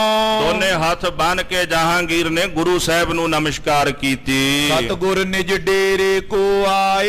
ਮੇਰੀ ਪੀਰੀ ਦੇ ਮਾਲਕ ਸਤਿਗੁਰੂ ਆਪਣੇ ਨਿੱਜੀ ਡੇਰੇ ਨੂੰ ਆ ਗਏ। ਸ਼ਾਹ ਦੁਰਗ ਪ੍ਰਵਸ਼ਿਓ ਨਿਜ ਥਾਏ। ਤੇ ਬਾਦਸ਼ਾਹ ਆਪਣੇ ਦੁਰਗ ਕਿਲੇ ਨੂੰ ਚਲਾ ਗਿਆ। ਸਭ ਉਮਰਾਵ ਜਿਨੋ ਗੁਰ ਦੇਖੇ। ਜਿੰਨੇ ਵੀ ਉਮਰਾਵ ਜਿਨ੍ਹਾਂ ਨੇ ਗੁਰੂ ਹਰਗੋਬਿੰਦ ਸਾਹਿਬ ਜੀ ਨੂੰ ਸ਼ਿਕਾਰ ਕਰਦਿਆਂ ਵੇਖਿਆ ਹੈ, ਆਪਸ में जस करत विशेखे। ਸਾਰੇ ਜਾਣੇ ਪਾਤਸ਼ਾਹ ਦਾ ਆਪਸ ਵਿੱਚ ਮਿਲ ਕੇ ਬਹੁਤਾ ਜਸ ਕਰਦੇ ਨੇ। बलि बहादुर वीर बिलंद, ਕਹਿੰਦੇ ਸਤਿਗੁਰੂ ਬੜੇ ਬਲੀ ਬਹਾਦਰ ਹਨ। उतर केहरी करियो निकंद। ਮਹਾਰਾਜ ਨੇ ਆਪਣੇ ਘੋੜੇ ਤੋਂ ਉਤਰ ਕੇ ਇੱਕੋ ਵਾਰ ਦੇ ਨਾਲ ਭਿਅੰਕਰ ਸ਼ੇਰ ਦਾ ਸ਼ਿਕਾਰ ਕਰ ਦਿੱਤਾ। कर बहादुरी शाह दिखाई। ਇਸ ਤਰ੍ਹਾਂ ਬਹਾਦਰੀ ਕਰਕੇ ਮਹਾਰਾਜ ਨੇ ਬਾਦਸ਼ਾਹ ਨੂੰ ਵਿਖਾਈ ਹੈ। कीरत आप बदन ते गाई।